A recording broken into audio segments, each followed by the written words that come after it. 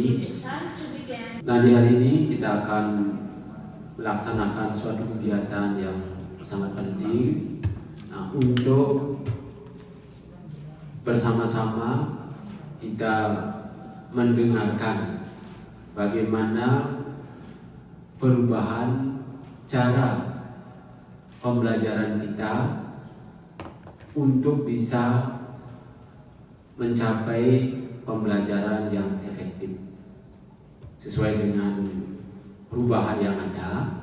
Nah, maka pembelajaran mendalam yang diarahkan untuk bagaimana siswa itu bisa belajar dengan kembali lagi dengan efektif, kemudian menyenangkan, belajar berkesadaran. Nah, kemudian bagaimana mereka belajar bermakna dan menggembirakan dengan mengkolaborasikan antara olah pikir, olah rasa, olah hati, dan olahraga. Nah, maka dari itu di depan 3 orang guru kita sudah mengikuti workshop tentang pembelajaran mendalam. Nah, untuk kita bisa diseminasikan di hari ini dan akhirnya bisa Bapak Ibu nanti praktekkan di kelas sesuai dengan mata pelajaran masing-masing. Nah, itu yang harapan kita ke depan. Sekali lagi mari kita dengarkan bersama-sama bagaimana pembelajaran mendalam itu sendiri sehingga nanti bisa Bapak Ibu guru praktekkan di dalam proses belajar di kelas. Nah, untuk itu waktu sepenuhnya kita akan berikan kepada ibu-ibu hebat yang ada di depan, yaitu dari Bu Bestari, Bu Ulan, dan Bu Emi.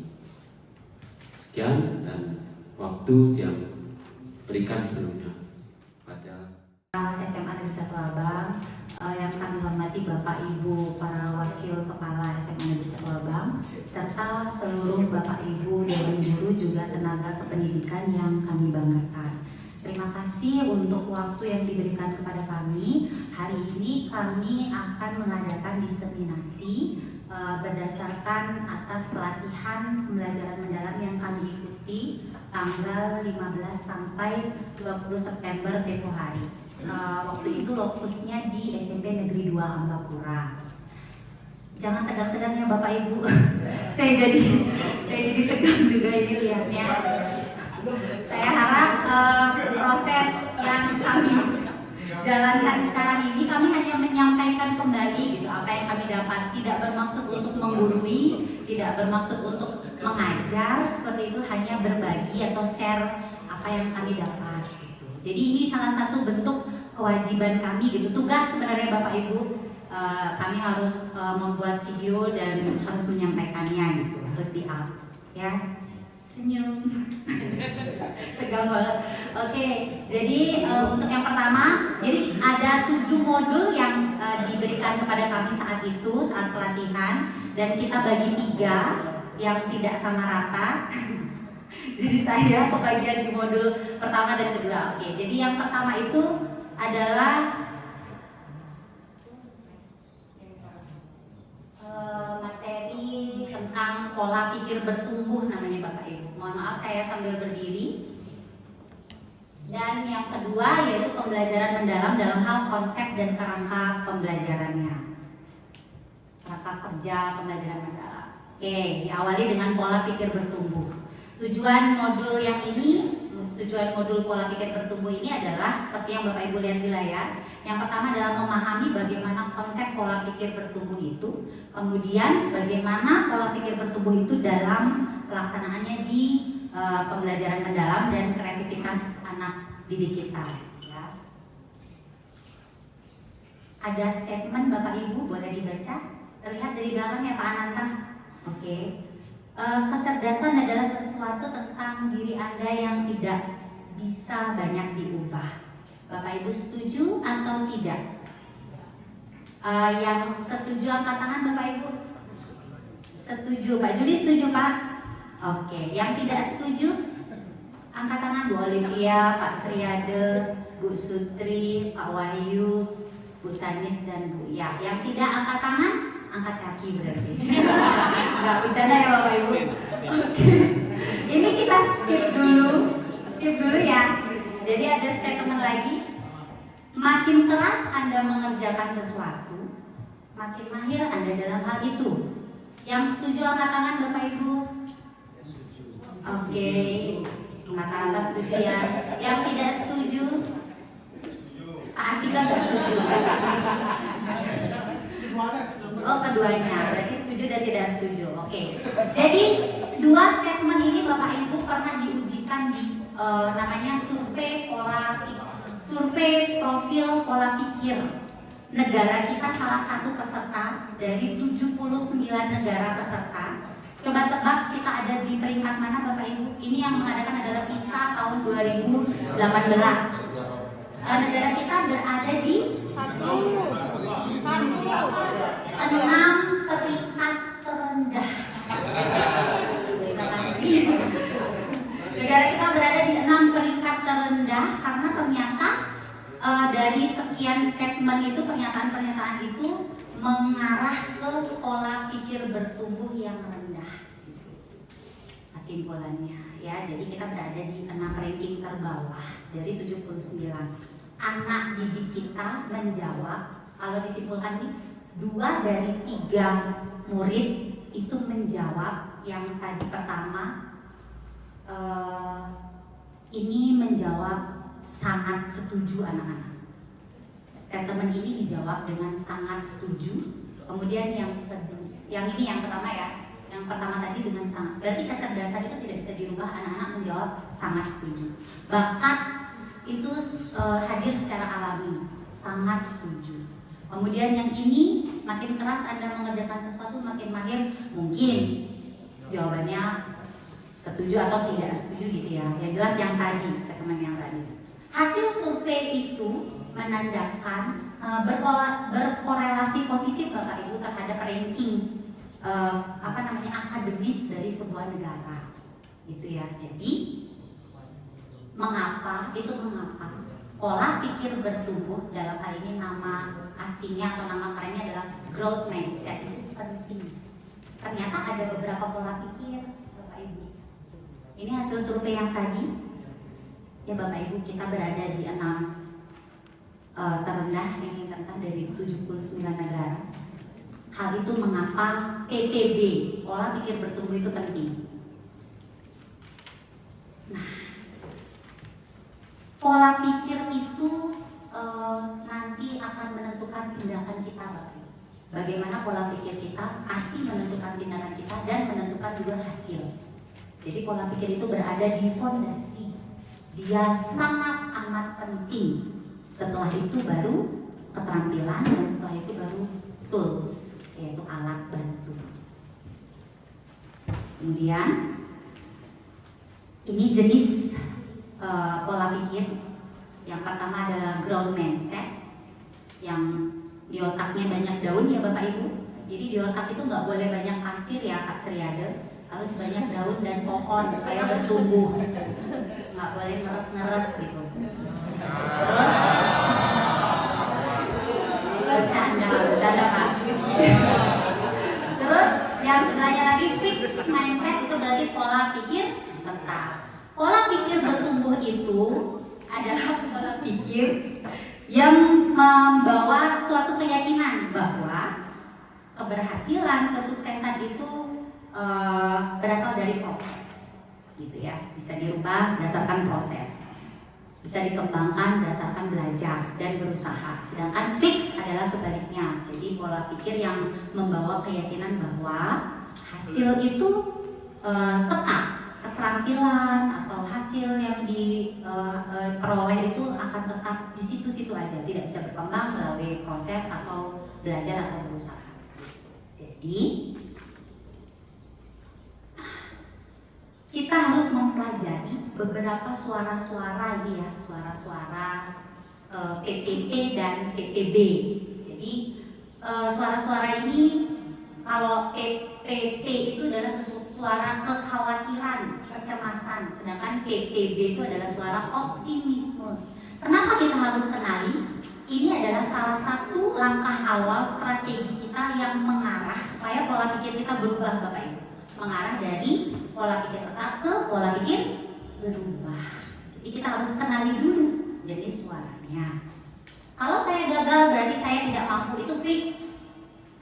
Berarti dia pola pikir yang tetap. Yang kemudian sebaliknya yang pola pikir bertumbuh adalah kalau saya gagal berarti saya harus belajar lagi. Belajar dulu. Jadi hal ini berkaitan dengan kesulitan, hambatan, tantangan yang kita hadapi dalam kehidupan sehari-hari.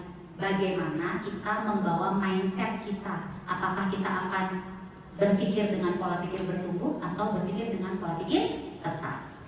Ya, yang tadi adalah perbandingannya. Nah, ini adalah strategi kita untuk berubah dari pola pikir tetap ke pola pikir bertumbuh. Pertama, kenali dulu suara-suara negatif itu, Bapak Ibu ya.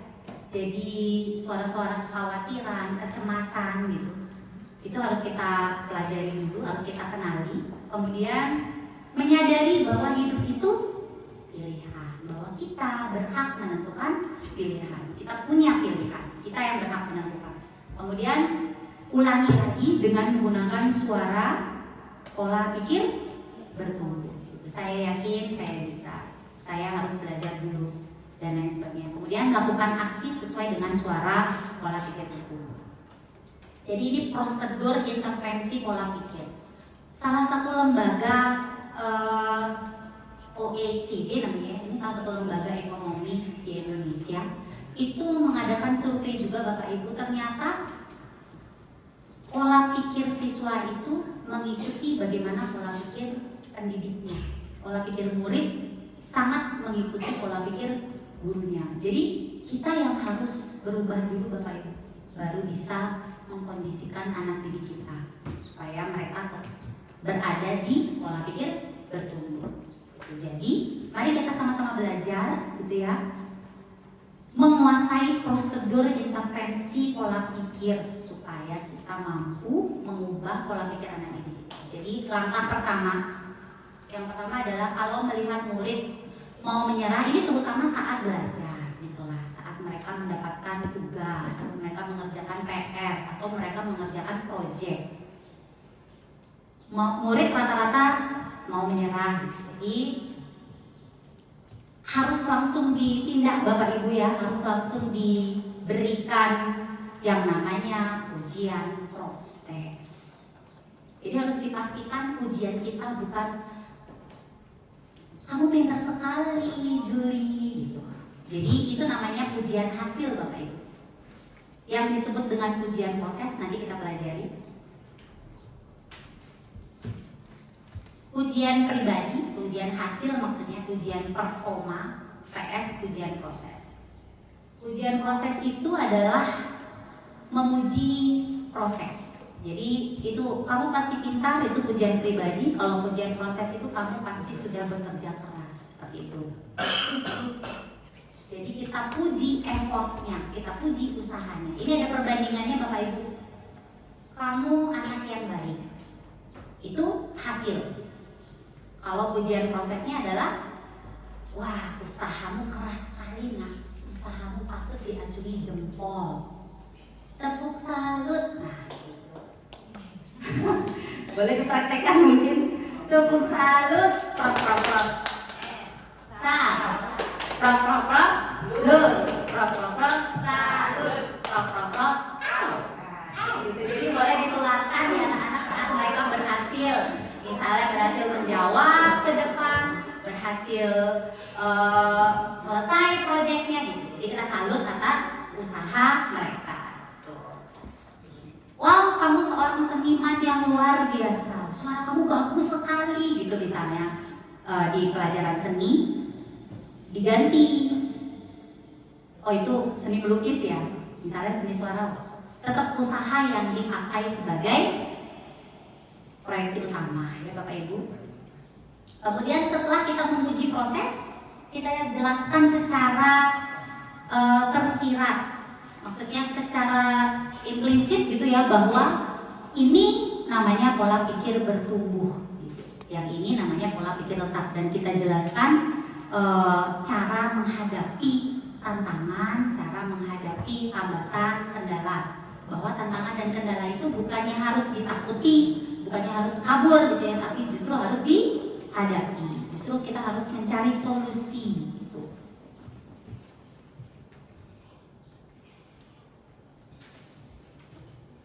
Ada ini in English the power of yet.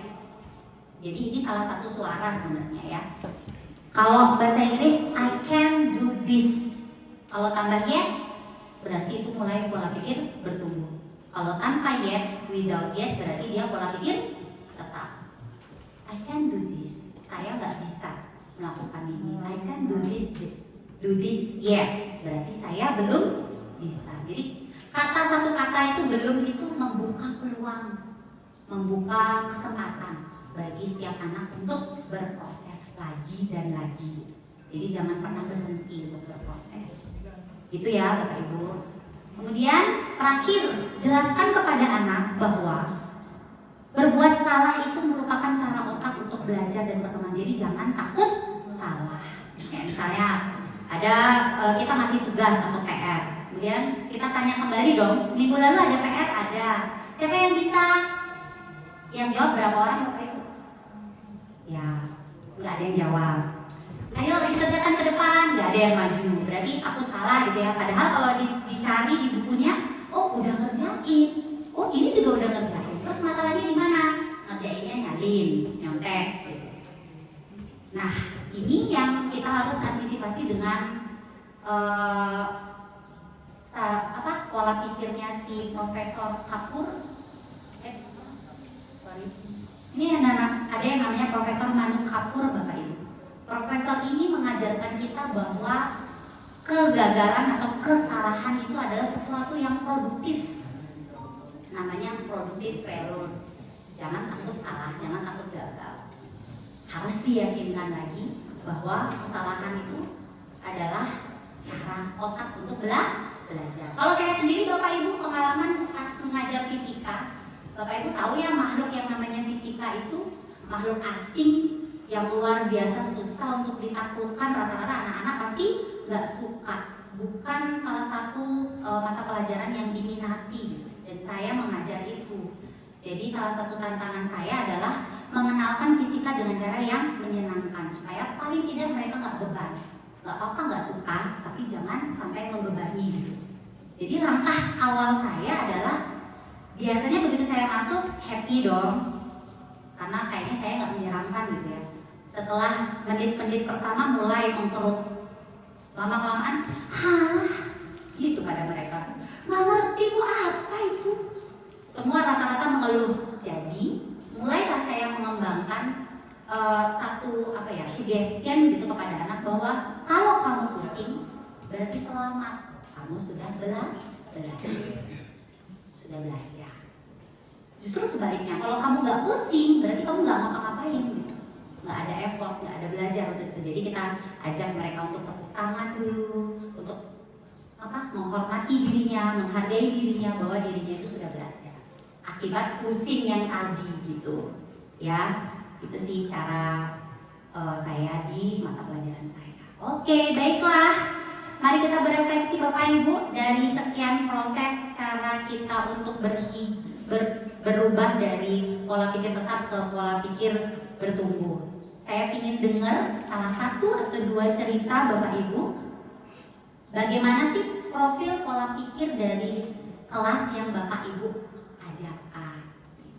Profilnya, rata-rata berarti profil pola pikir anak didik di kelas Bapak Ibu. Apakah pola pikir tetap atau pola pikir berubah? Boleh diorak-orek dulu, saya nggak punya sticky note ya Bapak Ibu. Lupa menyiapkan, mungkin diorak-orek Bapak Ibu.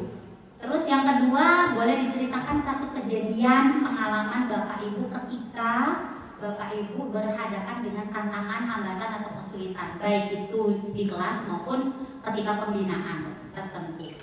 Dan yang terakhir, Bapak Ibu aksi nyatanya, tindakannya apa ketika menghadapi tantangan itu. Saya beri waktu 5 menit. Saya mohon partisipasinya untuk berbagi. Siap Bapak Ibu? Ya. Oke, nanti yang mau berbagi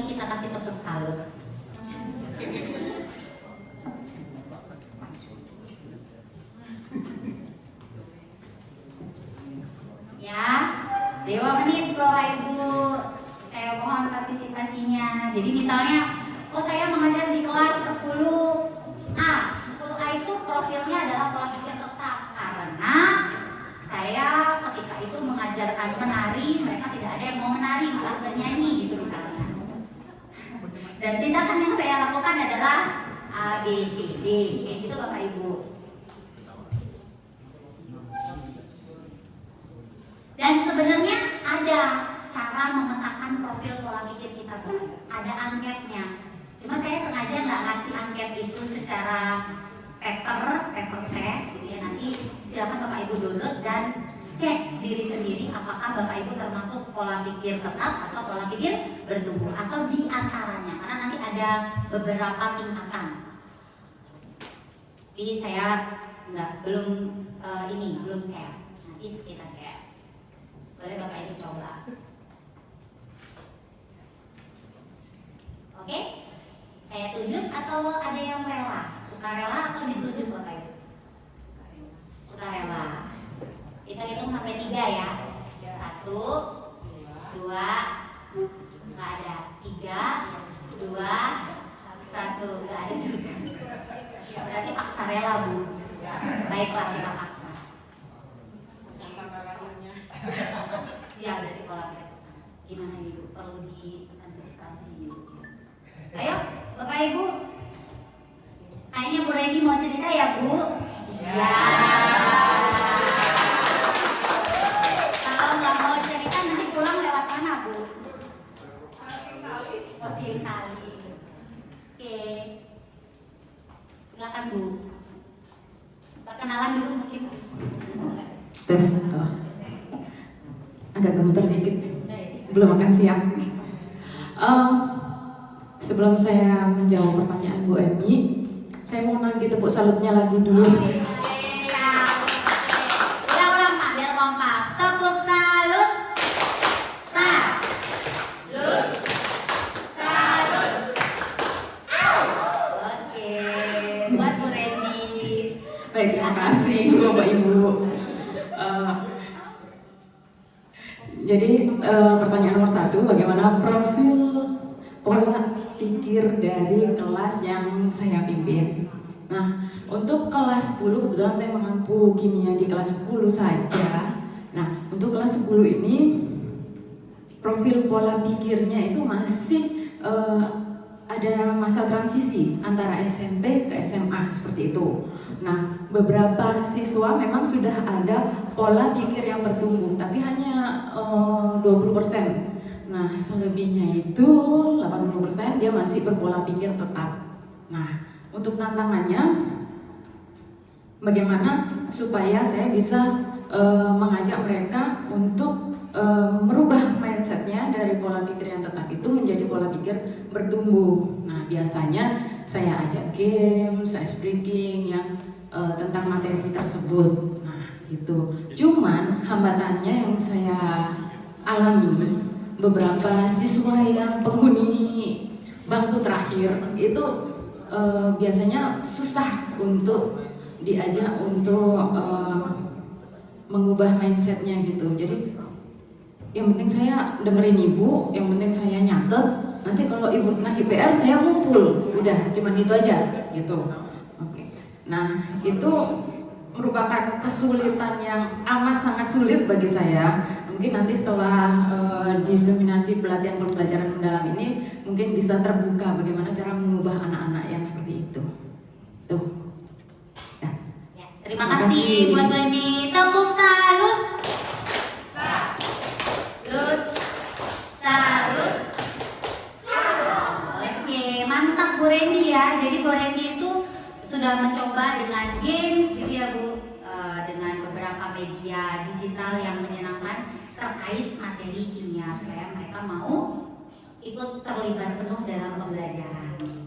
Ya, seperti itulah kira-kira Bapak Ibu. Jadi terutama penghuni bangku terakhir katanya seperti Deyudi, Pak Sudarmawan, Pak Ida Bagus Oka itu adalah posisi-posisi yang sangat enak untuk posisi siswa Pak, mohon maaf, posisi siswa yang duduknya paling belakang itu yang sangat enak dan berpeluang besar untuk mengabaikan proses pembelajaran. Jadi tantangannya di situ. Dan yang Bu Reni lakukan adalah aksi nyatanya adalah memberikan games supaya mereka juga ikut serta. Wah, luar biasa. Bu Reni itu adalah salah satu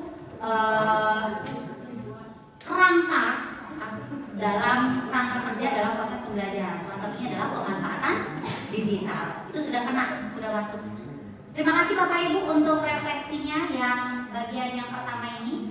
Nah, ini dia Bapak Ibu, boleh di scan barcode, kemudian nanti Bapak Ibu download. Ini adalah form untuk pemetaan profil Bapak Ibu secara pribadi. Kan tadi ada lembaga yang menyatakan bahwa pola pikir murid itu sejalan atau dia akan mengikuti profil dari pola pikir gurunya. Jadi ada baiknya Bapak Ibu berubah dulu dari PPT menjadi PPB supaya bisa menularkan kepada anak kita untuk ikut pola pikir murid.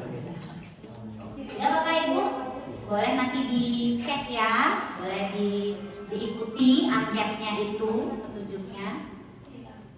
Dan kita masuk pada modul yang kedua Bapak Ibu, konsep dan kerangka pembelajaran mendalam. Oh belum? Sorry, oke. Silakan. Nanti dijawabnya ya Bapak Ibu, saat Bapak Ibu sudah sendiri hening gitu, supaya dengan jujur menjawab. Kosong? Bisa kok, saya bisa. Nanti di download, nanti Bapak Ibu print sendiri, isi sendiri atau jawab sendiri. Nanti ada poin-poinnya. Kalau Bapak Ibu jawab A, nanti poinnya 2. Nanti dijumlah poinnya. Ternyata kalau poinnya kecil, Bapak Ibu termasuk pola pikir tetap. Tuh misalnya ya Bapak Ibu ini belum tentu, nanti dicek lagi. Seharusnya sih Bapak Ibu menjawab dengan jujur supaya tahu posisi Bapak Ibu di mana. Nggak boleh bohong-bohong. Oh belum? Udah Kak Jul? Ya, jangan dijawab sekarang ya Kak Jul. Nanti aja. Kalau sudah bisa. Baiklah, kita masuk modul kedua Bapak Ibu supaya nanti pulangnya nggak sore. Konsep dan kerangka pembelajaran mendalam. Ini sudah dibahas beberapa kali oleh pengisi narasumber kita waktu workshop kemarin ya di awal pembelajaran. Ini latar belakangnya Bapak Ibu, mengapa harus pembelajaran mendalam. Jadi setiap kita beranjak ke sesuatu yang baru, kita harus berefleksi mengapa. Itu pertanyaan penting Bapak Ibu. Jadi kalau kita belajar fisika, mengapa harus belajar fisika? Kalau kita belajar PM, mengapa harus PM? Biar kita paham. Jadi ternyata keterampilan berpikir tingkat tinggi peserta didik Indonesia masih rendah. Ini sudah bisa ditebak ya Bapak Ibu dari profil pola pikir anak didik kita sendiri. Nah, hasil PISA 2022 99% ada di low order thinking skill. Kemudian 1%-nya saja yang hot. Jadi memang seperti itu adanya. Agak miris ya Bapak Ibu. Membaca ini kemampuan literasi dan sains. Literasinya sekian persen, level 3-nya itu 74,5%, matematika seperti 17%, sains juga seperti itu ya Bapak Ibu. Jadi mengapa kita harus ke pembelajaran mendalam? Refleksi lagi Bapak Ibu, mungkin ini tidak untuk dijawab tapi untuk dipikirkan. Apakah murid kita hadir ke sekolah dengan kesadaran penuh, dengan kesungguhan dan motivasi tinggi untuk belajar? Apakah seperti itu? Apakah sudah seperti itu? Itu pertanyaan pertama. Yang kedua, bagaimana agar murid memiliki kesungguhan dan motivasi belajar tinggi sehingga tidak terjadi lagi istilah schooling without learning? Jadi anak-anak itu sekolah tapi tidak belajar. Nah, itu dua hal penting untuk refleksi kita sebagai pendidik. Ya Bapak Ibu, boleh direfleksi secara mandiri. Kita lanjut. Oke. Bapak Ibu, ada istilahnya surface learning. Surface learning itu adalah belajar di permukaan. Jadi belajarnya hanya dalam hal mengingat. taraf mengingat, menghafal seperti itu. Dan itu pembelajaran yang pada umumnya kita lakukan, tahapan di permukaan saja.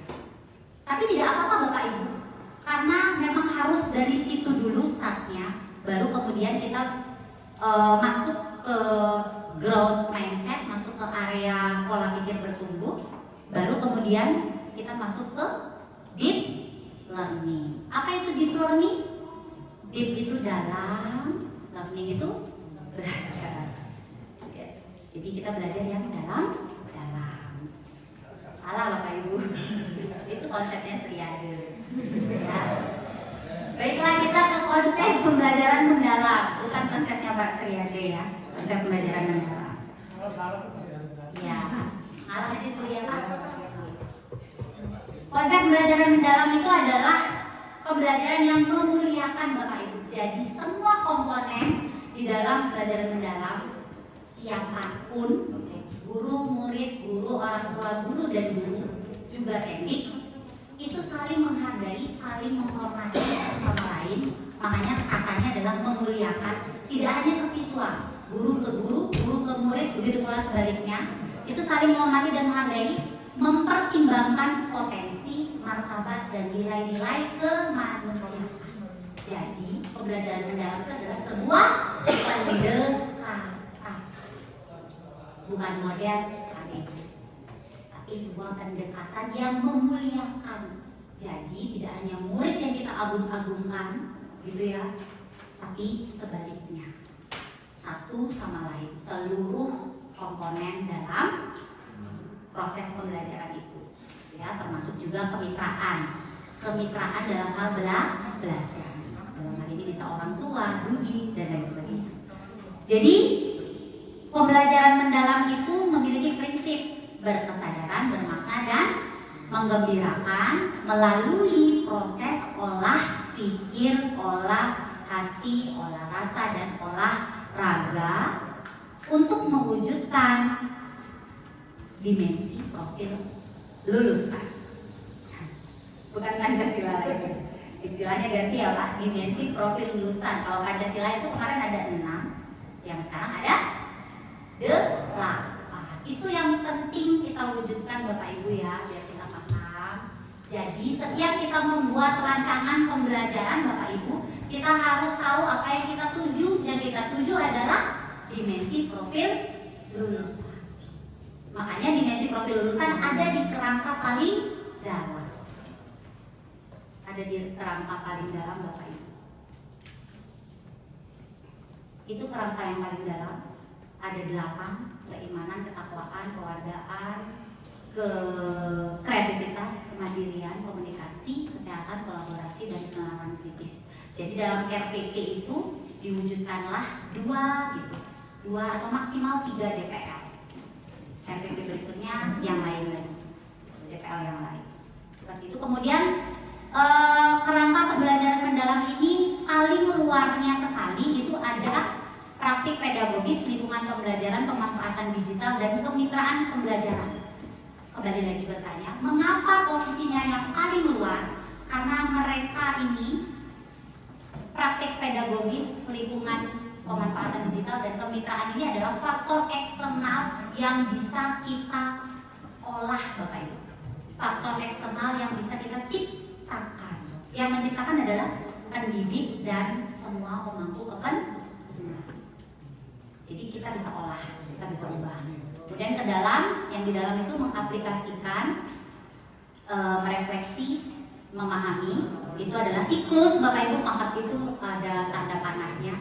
Dan yang di dalam lagi adalah prinsipnya, bermakna, berkesadaran, dan mengembirakan untuk mewujudkan 8 profil lulusan. Seperti itu kira-kira Bapak Ibu kerangkanya. Dan kemudian kalau kita hubungkan ke penerapan pola pikir bertumbuh, tentu saja semua kerangka dan konsep pembelajaran mendalam sangat membutuhkan pola pikir bertumbuh. Karena di dalam praktik pedagogis yang menggunakan model-model pembelajaran inovatif itu dipenuhi dengan tantangan, dipenuhi dengan tantangan dan kegiatan-kegiatan eksplor yang membutuhkan pola pikir bertumbuh dari murid. Jadi murid tuh nggak bisa fix di situ. Jadi dia harus terus mengeksplor pengetahuannya supaya dia mampu mencapai DPL tadi, dimensi profil lulusan yang kita harapkan. Bisa dipahami ya Bapak Ibu? Kurang lebih seperti itu. Nanti akan dilanjutkan di prinsip pembelajaran dan pengalaman pembelajaran oleh rekan saya. Baik, sekian untuk 2 modul. Terima kasih Bapak Ibu sudah memperhatikan, dan berikutnya akan dilanjutkan oleh Ibu Lestari. Sebelumnya mari kita tepuk salam dulu untuk Bu Emi. 1, 2, 3. Tepuk salut. Salut. Salut. Nah, saya lanjut mengenai prinsip dan pengalaman pembelajaran Bapak Ibu mengenai modul 3 dan 4. Sebelum itu, mari kita main game dulu ya Bapak Ibu ya. Jadi kalau tadi Bu Emi minta Bu Randy memberikan pendapat, saya sekarang minta kertas ke Bu Randy. Bu, boleh saya minta kertas 1, Bu?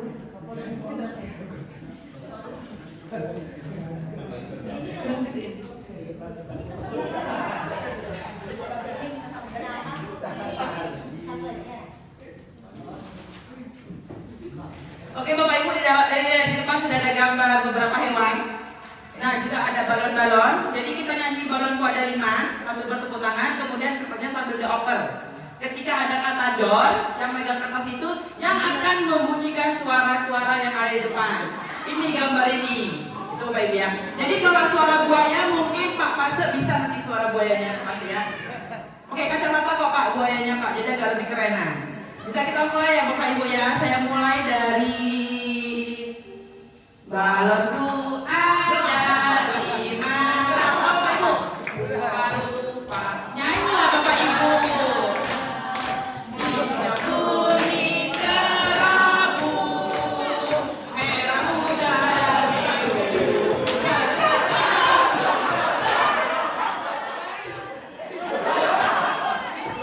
Itu apa siapa? Oh, Pak Emi.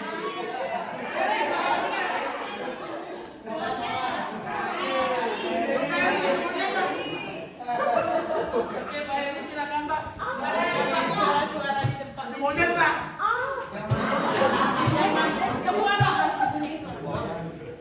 Bebek, kuek kuek, monyet,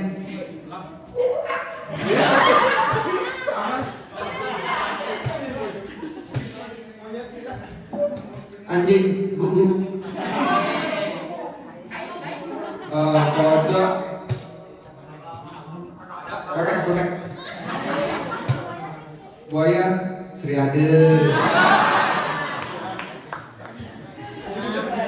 Oke, terima kasih Pak Emi. Mau dilanjut atau kita langsung ke materi Bapak Ibu? Lanjut ke materi maksudnya ya Bapak Ibu ya. Baik, kita lanjut ke materi. Di sini tujuan dari modul yang akan saya sampaikan adalah berharapnya dari modul yang akan saya sampaikan ini kita semua memahami prinsip dan pengalaman pembelajaran mendalam. Kemudian Bapak Ibu bisa menerapkan prinsip dan pengalaman pembelajaran mendalam ini di pembelajaran Bapak Ibu di kelas. Nah, ini adalah refleksi Bapak Ibu. Bisa di-scan nanti atau sekarang kan? Sekarang kan Bapak Ibu di-scan. Sekarang Bapak Ibu ya, di-scan. Kemudian ada satu pertanyaan yang berkaitan dengan yang dilayani itu.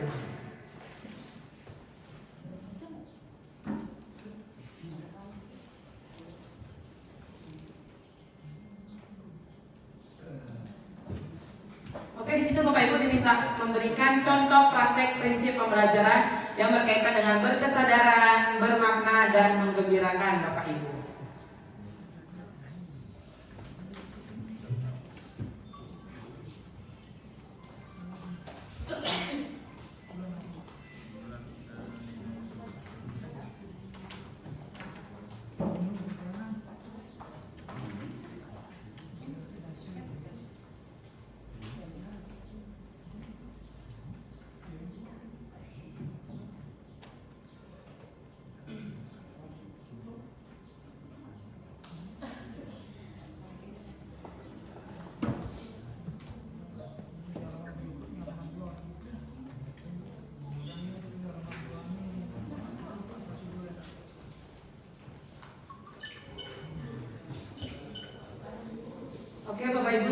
sembari menunggu bisa langsung dijawab, nanti kita tampilkan di layar contoh praktik prinsip pembelajaran yang sudah Bapak Ibu lakukan. Bisa ditambahkan di bagian bawah gitu, nanti akan muncul kontak yang ada Bu Olivia. Bu Olivia menerapkan praktik prinsip pembelajaran itu. Saya pernah membuat TGT, Tim Get Turnamen,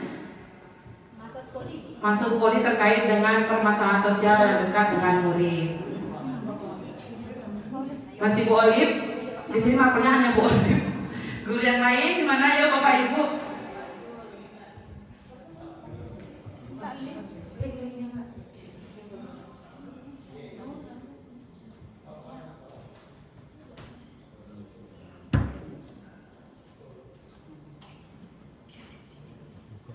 Dikirim oleh Bu Maulita ke Semagesa, Bapak Ibu linknya. Satu praktek pembelajaran yang sederhana saja yang Bapak Ibu terapkan dan Bapak Ibu rasa itu sudah termasuk ke dalam berkesadaran, bermakna dan menggembirakan.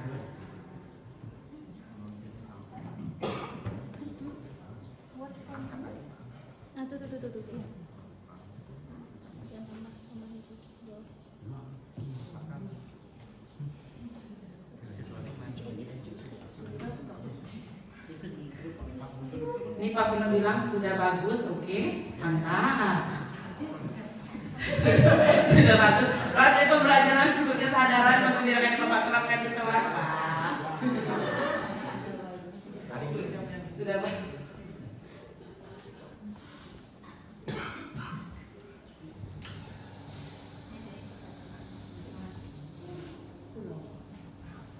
Ya Bapak Ibu, ini tugas ya Bapak Ibu ya. Nanti silakan kumpulkan di link yang saya sediakan Bapak Ibu ya.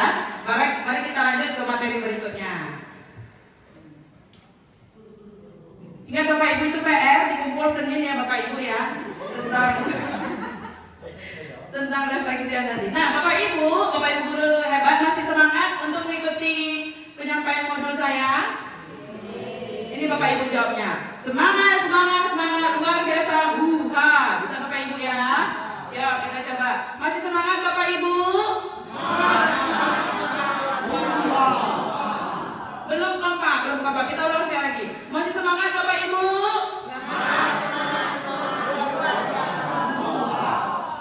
Masih semangat Pak Juli? Masih semangat. Masih semangat Pak Juli? Semangat luar biasa. Nah, baik, kita nanti deh Bapak Ibu ya. Jadi kalau saya tanya masih semangat Bapak Ibu, langsung semangat luar biasa gitu Bapak Ibu ya. Oke, di sini kita akan mulai dari prinsip berkesadaran. Jadi untuk menciptakan prinsip berkesadaran di proses pembelajaran kita, yang pertama adalah kita harus membuat anak-anak kita nyaman terlebih dahulu. Seperti itu Bapak Ibu. Kemudian kedua, perhatikan fokus serta konsentrasi dan perhatian mereka. Jadi kalau mereka masih sibuk ngurusi tasnya, lalu masih sibuk ngurusi bangku, kita jangan dulu memulai pembelajaran Bapak Ibu. Seperti itu. Jadi pastikan dulu di mana fokus anak-anak ketika kita mau memulai pembelajaran. Ciptakan dulu berkesadarannya di kelas. Kemudian berikan kesempatan peserta didik untuk menentukan. Terkadang kita guru sekali membentuk kelompok sesuai mau kita, padahal anaknya nggak nyaman di sana. Jadi dia tidak muncul berkesadarannya, sehingga dia aku nggak mau kerja kelompok dengan yang ini. Padahal niat guru membentuk kelompok agar kelompoknya terbentuk itu seimbang. Seperti ya Bapak Ibu ya. Tapi terkadang kan anak-anak pengennya bentuk sendiri. Jadi kasihlah beberapa kesempatan mereka untuk membentuk kelompoknya sendiri. Lalu keterlibatan peserta didik dalam menciptakan strategi pembelajaran. Jadi kalau saya biasanya di akhir pembelajaran itu nanya ke anak-anak. Anak-anak, mata pelajaran berikutnya materinya yang ini. Kalian maunya seperti apa pada pembelajarannya? Seperti itu. Kita tanya dulu kalau mereka maunya diskusi atau mereka nggak punya ide. Biasanya apa? Kita tanya mereka diam. Jadi kita kasih pilihan. Apakah mereka mau cooperative learning dalam bentuk gallery walk atau group investigation? Dikasih penjelasan sebelum menutup pembelajaran. Kalau tidak ada, berarti kan kita bisa menentukan strategi pembelajaran sendiri. Kemudian keterbukaan terhadap perspektif baru. Jadi kaitkanlah materi-materi pembelajaran kita itu dengan yang dekat dengan mereka.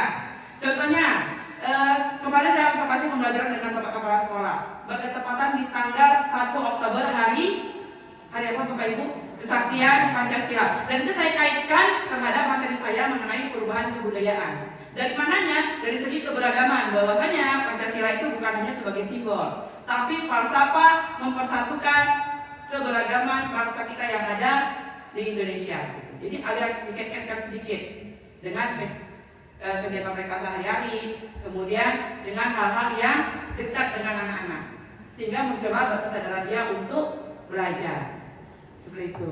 Yang kedua yaitu bermakna. Seperti game yang kita mainkan tadi Bapak Ibu. Padahal itu hanya selembar kertas yang diremukkan, tapi Bapak Ibu udah pada takut. Lempar sana, lempar sini. Kenapa? Karena ada makna di kertas itu. Yang dapat bunyikanlah suara-suara yang di depan itu. Seperti itu pembelajaran bermakna. Anak-anak harus jelas tujuan mereka itu dari materi kita apa yang mau dicapai. Itu bermaknanya. Jadi kontekstual dan relevan dalam kehidupan nyata mereka. Lalu keterlibatan peserta didik berperan dalam pemecahan masalah dan berkaitan dengan pengalaman yang sebelumnya yang mereka rasakan. Seperti itu Bapak Ibu. Lalu kebermanfaatan pengalaman pembelajarannya. Sebenarnya ini kan sudah dijelaskan waktu kita workshop dengan pengawas. Saya hanya mengingat ulang, mengembalikan ingatan Bapak Ibu mengenai prinsip-prinsip pembelajaran mendalam. Kemudian ada prinsip menggembirakan. Nah, penekanan di sini setelah saya ikut pelatihan di SMP Negeri 2, ternyata menggembirakan itu tidak harus dalam bentuk ice breaking. Ketika anak-anak benar-benar dikasih project yang memang dia benar-benar senang di hal itu termasuk menggembirakan. Seperti itu Bapak Ibu. Misalnya anak-anak dikasih LKPD dalam bentuk gallery walk. Jadi mereka itu mendesain pameran mini di kelasnya dan anak-anak senang. Itu termasuk dan menggembirakan. Seperti itu Bapak Ibu. Kemudian ketika anak-anak berhasil mencapai pembelajarannya, mendapatkan nilai yang mungkin sesuai dengan usaha dia, itu dah yang menggembirakan yang dimaksud dalam pembelajaran mendalam Bapak Ibu. Tidak hanya sekedar ice breaking. Kalaupun ice breaking yang kita ajak, kaitkan ice breaking itu memiliki makna yang berkaitan dengan pembelajaran pada saat itu. Seperti yang kita mainkan ice breaking dengan pengawas, berhitung. Topik saya bulat itu kan dihitung dengan angka, berkaitan bisa dengan matematika. Seperti itu. Jadi ice breaking-nya kalau bisa memang berkaitan dengan materi. Nah Bapak Ibu, ini ada taksonomi Solo. Jadi di PM itu ada memahami, kemudian mengaplikasikan dan merefleksikan. Dari semua 3 tingkatan dari taksonomi itu, maka mencakuplah semua taksonomi belum yang selama ini kita pakai. Seperti memahami itu termasuk dari situ mengingat, kemudian memahami, masuk dari dalam lingkup memahami seperti itu. Jadi lebih diperkecil konsepnya. Seperti yang kita pakai dan kita terapkan di PM. Nah ini ada pengalaman pembelajaran. Jadi di pengalaman pembelajaran itu ada 3 tahapan. Memahami, saya ulang kembali, kemudian mengaplikasikan dan merefleksikan. Yang harus kita masukkan ke dalam kegiatan pembelajaran kita. Apakah 3-tiganya ini harus ada? Seperti Bapak Ibu ya. Ketiga-tiganya ini harus Bapak Ibu. Harus ada di sana konsep anak-anak memahami, mengaplikasikan, dan merefleksikan. Berbeda dengan 3 prinsip. 3 prinsip itu tidak harus selalu ada dalam pembelajaran. Misalnya, di pertemuan pertama, kita hanya memicu dia untuk berkesadaran. Jadi, berkesadaran dalam memahami, berkesadaran dalam mengaplikasikan, dan berkesadaran dalam merefleksikan. Boleh salah satu dipilih prinsipnya. Itu Bapak Ibu ya. Next.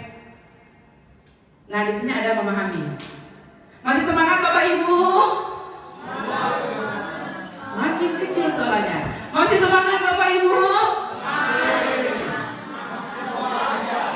Masih semangat Bu Reni? Semangat. Oke, jadi semangat ya Bapak Ibu ya. Nah, kita masuk di konsep memahami. Di sini kita akan menghubungkan pengetahuan baru dengan pengetahuan sebelumnya. Lalu kita menstimulus anak-anak untuk berpikir kritis, menghubungkan dengan konteks nyata, memberikan kebebasan. Jadi biarkan anak-anak bebas untuk mengeksplorasi kemampuan dirinya dan berkolaboratif. Nanti akan masuk di kerangka pembelajaran itu mitra pembelajaran. Semisalnya anaknya itu senang dengan pembelajaran sejarah, kemudian dia ingin membawa guru sejarahnya dalam mata pelajaran antropologi, ya ayo, itu bisa dikaitkan masalahnya mata pelajaran itu. Jadi di sini kolaboratif itu guru dengan Guru lainnya boleh, mitra dengan mitra luar boleh, Bapak Ibu. Misalnya kita bermitra dengan orang tua murid boleh. Contohnya di antropologi, saya kan nggak ngerti tentang pawiwahan. Saya boleh berkolaborasi dengan orang tua yang paham tentang pawiwahan, atau dengan Pak Pase yang mapelnya baru-baru ini pawiwahan. Baru saja tadi siapa Pak Pase menikahkan anak kelas saya. Ya, dengan Pak Pase di mapel pawiwahannya, tadi ada praktek mereka. Itu bisa berkolaborasi Bapak Ibu ya. Termasuk saya berkolaborasi dengan Bu Sandis boleh-boleh saja, karena di antropologi itu ada penelitian masyarakat yang perlu penghitungan matematika di dalamnya. Itu Bapak Ibu. Jadi di sini kita memberikan kebebasan untuk anak-anak berkolaboratif, bahkan kepada diri kita sendiri. Lalu menanamkan nilai dan etika positif kepada anak-anak. Contohnya ada di bawah ini Bapak Ibu ya. Bapak Ibu silakan membaca dengan sendirinya contohnya. Oke, dah cukup. Terima kasih Bapak Ibu sudah dibaca. Kita next. Mengaplikasi. Nanti kita share Bapak Ibu ke grup materinya. Mengaplikasikan. Nah, contoh ini kan sifatnya relatif ya Bapak Ibu, bisa nanti dengan sendirinya mengaplikasikan ke diri Bapak Ibu. Ada mengaplikasikan, menghubungkan konsep baru dengan pengetahuan sebelumnya, menerapkan ke dalam kehidupan nyata. Jadi biasanya kita setelah anak-anak mendapatkan materi di mapel kita, tidak ada penekanan untuk menerapkan di kehidupan mereka. Sehingga begitu dapat mapel matematika, masuk mapel bahasa Indonesia, lupa matematikanya. Masuk mapel bahasa Indonesianya. Dapat mapel sosiologi, lupa bahasa Indonesia, masuk sosiologi. Seperti itu. Nggak dapat mapel jam kosong, hilang semua mapel yang ada di kepala anak-anak Bapak Ibu. Jadi di sini kita harus menekankan penerapan materi kita sehari-hari agar mereka mampu mengaplikasikan ke kehidupan mereka di masyarakat. Seperti itu Bapak Ibu yang di sini maksudnya mengaplikasikan. Kemudian melakukan praktek pemecahan masalah atau isu. Waktu kami PM kemarin itu saya dapat dengan Bu Emi berkunjung ke toko Bu Emi. Jadi kami main toko-tokoan. Di sana kami langsung membedah masalah praktek penghitungan daya listrik. Di sana saya belajar gimana sebagai warga negara yang bertanggung jawab terhadap tagihan listrik saya sendiri. Dan itu bisa diaplikasikan ke anak-anak. Seperti itu Bapak Ibu. Mapel yang lain saya yakin juga bisa. Oke, kemudian mengembangkan pemahaman dengan eksplorasi lebih lanjut, berpikir kritis, ini termasuk ke DPL. Ada berapa DPL Bapak Ibu di PM? 8. Oke, boleh apa saja boleh.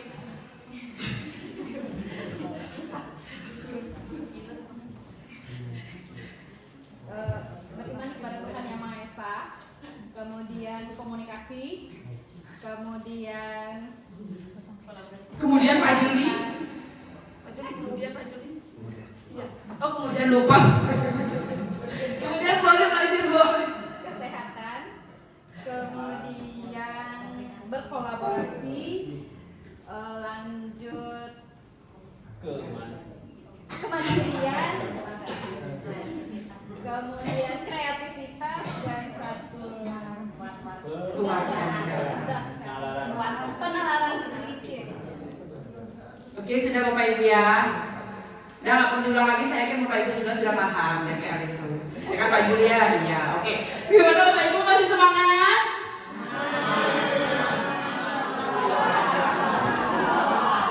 Udah mulai hilang gerakan tangannya. Ayo kita ulang sekali lagi Bapak Ibu. Masih semangat? Semangat, semangat. Oke. Nah, kita next ke merefleksikan.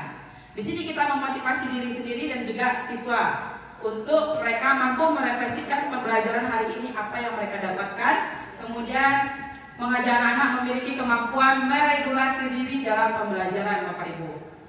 Contohnya meregulasikan emosi mereka dalam pembelajaran.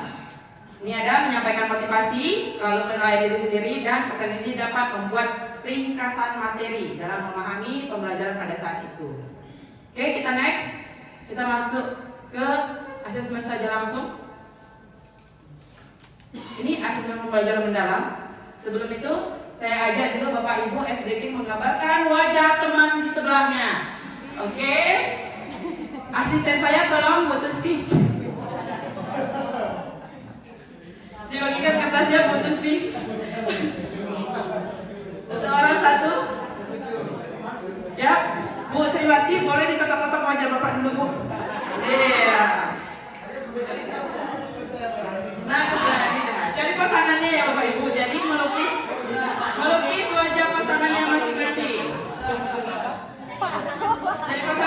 Bapak Ibu dari pasangan.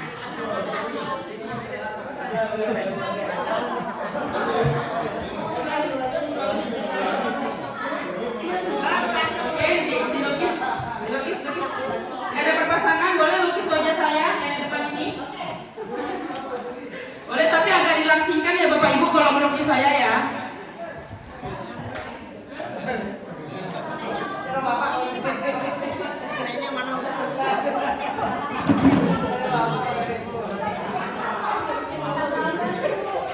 Sama Bu Rani, Pak Juli. Ya, dipersilakan untuk menggambar wajah temannya. Menggambar Bu, menggambar dalam bentuk Bapak Ibu ya, menggambar dalam bentuk. Ada matanya, hidungnya, mulut, kemudian rambut.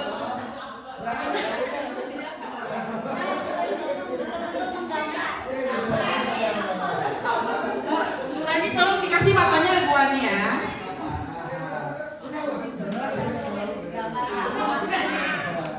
Di gambar yang cantik, Bu Ani gambar. Tolong ya Bu, gambar Bapak Kepala Sekolah yang bagus Bu. Tolong.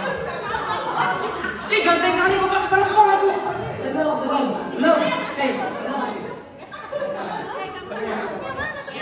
Lihat dulu Pak, pasangannya dilihat dulu Pak. Jadi harus diamati baik-baik karakter, pakai kaca, pakai hijab, berambut panjang, tidak berambut. Nah, seperti itu. Jadi benar-benar harus diamati karakternya supaya bisa menggambar. Waktunya 1 menit lagi ya Bapak Ibu. 1 menit lagi. Jangan lupa Bapak Ibu matanya 2 ya Bapak Ibu ya.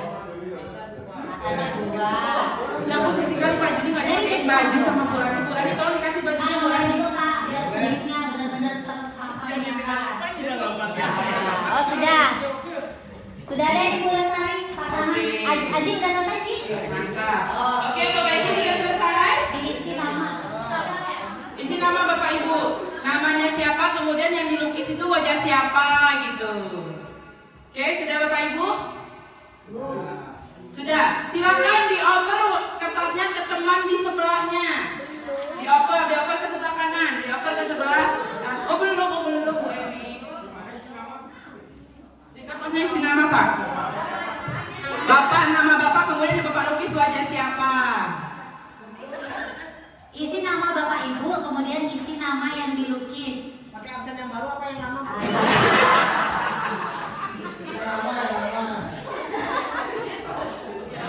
Pas banget ya. Dioper ke sebelah kanan Bapak Ibu. Dioper ke sebelah kanan. Pak Purna ke belakang. Yang ke belakang, yang ke belakang. Oke, sudah. Silakan dilihat wajah teman yang dilukis.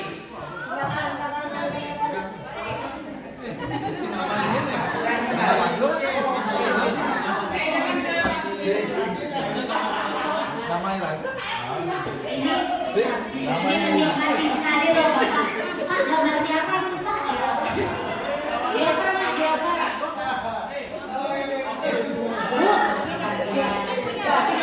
Sudah romantis. Kanan,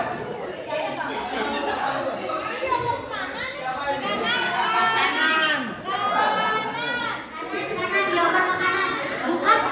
Bukan dikembalikan ke yang punya wajah ya Bapak Ibu. Di kanan aja. Kanan ada yang punya wajah tidak dapat punya dia sendiri dioper. Random. Dioper. Nah, yo. Sini Bu, ke Bapak Kepala. Sudah, boleh dilihat. Itu ada nama di situ. Ada Bu Sitri.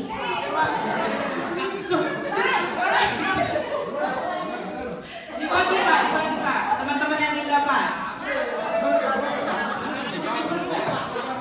Oke, sudah stop Bapak Ibu, stop. Stop Bapak Ibu, jangan dioper lagi Bapak Ibu. Bagikan Pak Purna, tolong ketua kelas bagikan kepada teman-temannya. Iya, tolong Bapak ketua kelas. Emang jiwa ketua kelas dia ya. Apa dikumpulin.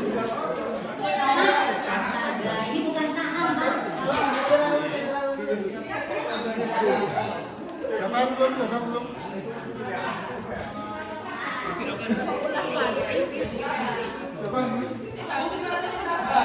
Bu Bu Sri. Bu Mariati dapat punya siapa itu Bu Mariati? Ganteng banget Bu Mariati.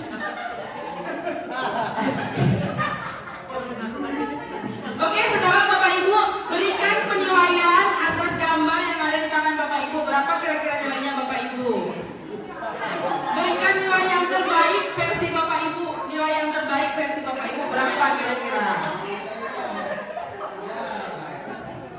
Oke, langkah selanjutnya kasih nilai Pak, Bu. Kasih nilai gambar yang ada di depan Bapak Ibu. Oke, saya mau Nilainya dari 0 sampai 100. Nilainya 0 sampai 100. Skala 0 sampai 100. 10, sorry. 10 sampai 100 Bapak Ibu. Skala 10 sampai 100. Sudah Bapak Ibu? Ya, siapa yang mengasih nilai 100? Mantap, Bu. Berani kira-kira kita dengan nilai 100 itu, apakah nilai ini objektif, Bu Rani? Tidak. Bapak Ibu tidak ya, nilai tidak. Siapa yang 100 lagi? Oh, mantap. Siapa itu, Bu? Astike. Oke, berapa nilainya, Bu? Oke, mantap. Siapa wajahnya itu, Bu Rani? Bu Tusti? Ini wajahnya Pak Astike oleh Pak Yudiase. Ibu itu nilai kasihnya kan memang segitu pantas dapatnya, Bu. Maunya dari masih nilai 1000 sebenarnya. Ngerti. Oke Bapak Ibu ya, tadi Bapak Ibu sudah menilai. Oh Pak Komang? Pak Komang, 100 juga Pak Komang Eri. Itu gambar siapa Pak Komang Eri? Janganlah merajuk, nah bercanda nih Ibu. Ayo Pak Eri. Oh, bonus kan? Terusin Pak. Siapa yang gambar saya ya? Oh, Bu Cici gambar saya. Ya ampun, Bu Cici hidupnya gede banget Bu Cici ini. Gak ada langsing-langsingnya ini. Bu Cici 100 langsung nilai. Siapa yang kasih nilai ini Pak? Pak Heri? Pak Heri maksudnya apa kasih 100 ini Pak Heri? Ya ampun, sudah Pak Ibu. Makasih ya Bu Cici ya. Oke. Besar. Bagus Pak Sri ya. Selesai ini ya Pak Sri ya. Oke Bapak Ibu tadi sudah memberikan penilaian. Nah tujuan kita hari ini adalah menganalisis fungsi asesmen dalam pembelajaran mendalam, kemudian mengidentifikasi jenis dan bentuk dari asesmen itu sendiri, kemudian Bapak Ibu merancang. Tadi kita sudah menggambar, kemudian semua gambarnya luar biasa. Ini kalau kayak gini pelukisnya ini jelas. Kalah. Masa muka saya kayak gini sih Bapak Ibu? Oh mirip Bu Monita. Ini besar hidung daripada kakinya. Oke sudah. Ternyata pada kenyataannya kita tidak dapat memungkiri ketika memberikan asesmen dan penilaian terhadap asesmen itu kita masih belum objektif Bapak Ibu. Benar ya? Masih subjektif, masih ada rasa kasihan, masih ada rasa itu gambar bolos kali saya kasih 100 lah gitu. Masih ada rasa seperti itu ya. Sehingga itu yang harus kita tiadakan walaupun tidak akan mungkin. Bapak Ibu ya. Kenapa? Karena pada kenyataannya kemampuan anak-anak kita itu sangat beragam. Dan jika kita memberikan nilai sesuai dengan kemampuan mereka, maka akan terjadi masalah dengan peraturan-peraturan yang diturunkan oleh kementerian. Sehingga nilai objektif ini berlaku hanya kepada beberapa murid. Gimana caranya supaya objektif? Maka kita harus lebih ekstra lagi memberikan pembelajaran kepada anak dalam pengayaan maupun remedial Bapak Ibu. Agak bersusah-susah sedikit. Kalau udah banyak kesusahan guru-guru ini ya Bapak Ibu ya. Next.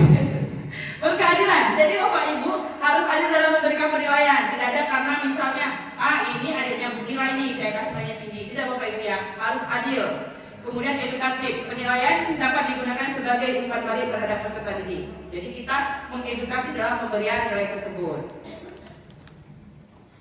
Nah, ini bentuk dari asesmen pembelajaran itu mulai dari perencanaan. Dari perencanaan yang Bapak Ibu buat dalam pembelajaran itu sudah merangkai atau merumuskan asesmen.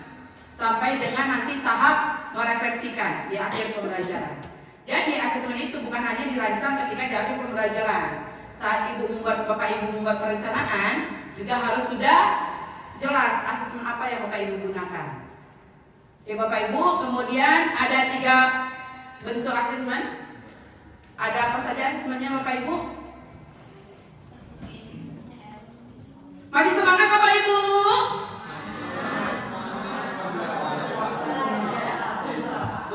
Oke. Nah ini Bapak Ibu ada 3 bentuk asesmen dalam pembelajaran yang akan kita gunakan, yaitu asesmen as, for, dan of learning. As itu ketika proses pembelajaran dalam bentuk refleksi, kemudian mereka memberikan evaluasi, itu as. Kalau dia for dalam bentuk kuis pembelajaran. Kemudian kalau dia off itu ketika sumatif Bapak Ibu. Jadi kalau kita bentukkan dalam bentuk timbangan, maka kita harus lebih dalam proses for dan as Bapak Ibu. Kenapa? Karena itu memang proses pembelajaran penilaian yang akan kita lakukan dibandingkan ketika mereka dapat off. Off itu kan sumatif. Bisa saja mereka melakukan kecurangan. Jadi itu tidak menjadi patokan nilai anak di rapor. Dari proses as dan for inilah kita menggabungkan ketiganya dengan mempertimbangkan lebih kepada for dan as. Sudah? Kemudian pembelajaran kita itu harus proses asesmen kita itu harus otentik dan lalu holistik. Penilaian mempresentasikan realitas kehidupan dan konteks sehari-hari. Kemudian ada holistik, penilaian itu tidak hanya dari segi pengetahuan saja Bapak Ibu, juga dari segi sikap dan keterampilan yang saya jelaskan tadi. Ini bentuk-bentuk contoh teknik asesmen. Ada observasi, proyek, tes lisan, kinerja, tes tertulis, penugasan, penilaian diri, penilaian teman dan portofolio. Saya yakin ini sudah Bapak Ibu terapkan di proses pembelajaran Bapak Ibu dalam materi yang berbeda-beda sehingga disesuaikan asesmennya.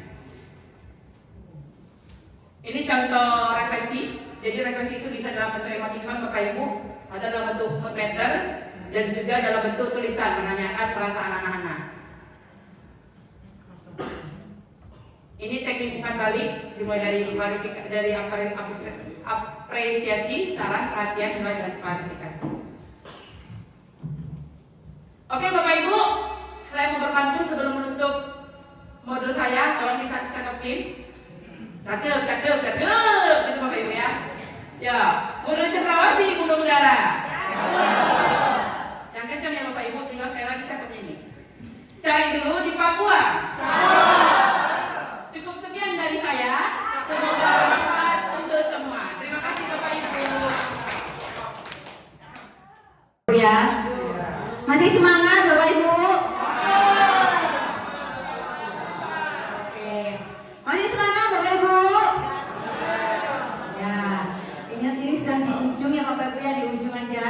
Di ujung, tapi di sini saya dapatnya 3 modul. 3 modulnya tapi kita ringkas-ringkas saja, santai aja Bapak Ibu. Ya. Ini. Nah, kita masuk ke modul kelima. Jadi kan kita tadi ada 7 modul. Nah, selama 6 hari itu kita pelajari 7 modul. Di sini saya bagian modul 5, 6, dan 7. Tapi biar nggak tegang Bapak Ibu, sekarang tadi kertasnya masih dipegang ya? Masih. Nah, saya punya gambar 4 benda nih Bapak Ibu. Silahkan Bapak Ibu pilih 1 benda, tulis. Itu ada kanebo, ada parutan kelapa, ada kaktus, ada tisu. Bukan kaktus ya, kaktus ya, pohon kaktus. Nah silakan ditulis di kertas yang ada gambar wajah cantik ganteng tadi itu Bapak Ibu. Sudah, saya beri waktu 1 jam. Ya kelamaan nih. Saya beri waktu 5 detik. 5, 4, 3, 2, 1. Sudah? Sudah? Kaktus, tisu, parutan, dan kanebo. Sudah Bapak Ibu? Ditulis saja boleh. Tulis saja, jangan digambar, nggak usah gambar lagi. Nah, siapa yang memilih tisu Bapak Ibu? Angkat tangan. Pilih tisu. 1, 2, 3, 4, 5, 6, 7, 8, 9, 10, 11, 12. Dicatat Bu Emi, 12 orang milih tisu. Yang memilih parutan kelapa 1, 2, 1, 2, Pak Kepala dan Bu Rani sehati banget ya. Memang ekstrim sekali ya. Dan 2 orang Bu. Siapa memilih kaktus? Oke.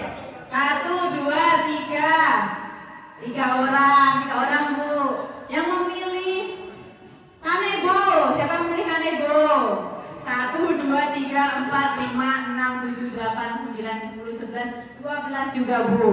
Oke. Sudah Bapak Ibu semuanya sudah angkat tangan tadi? Ada yang masih ragu-ragu? Aduh, saya dapat hadiah yang apa gitu? Enggak ya? Oke, sekarang kita bedah. Ini apa nih sih sebenarnya? Kita ubah nih. Tadi berapa orang Bu yang milih tisu Bu Emi? 12. Nah, ternyata benda ini yang Bapak Ibu pilih akan digunakan untuk mengusap keringat di wajah. Nah, siapa yang pilih tisu tadi? Nah, oke, siapa yang pilih tisu ya? Ada 12 orang Bu ya? Oke, dari survei yang sudah saya lakukan barusan ini ya Bapak Ibu ya, sangat terpercaya. Ternyata yang memilih tisu itu 0% tingkat stresnya, tidak pernah stres.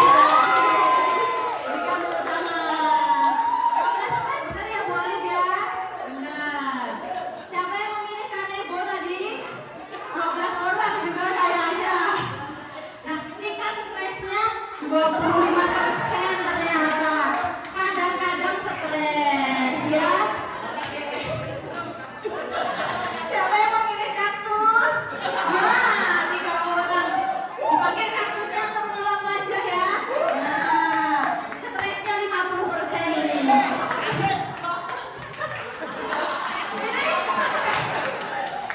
Stres kadang-kadang.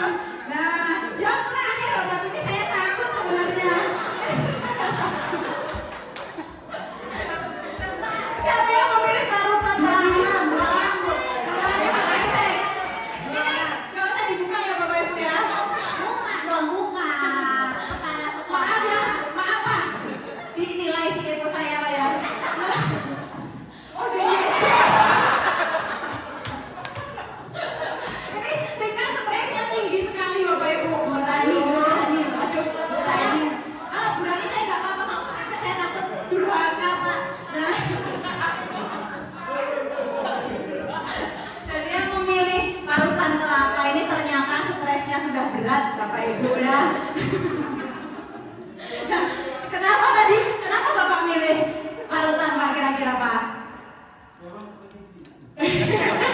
Oh, cocok berarti ya Pak.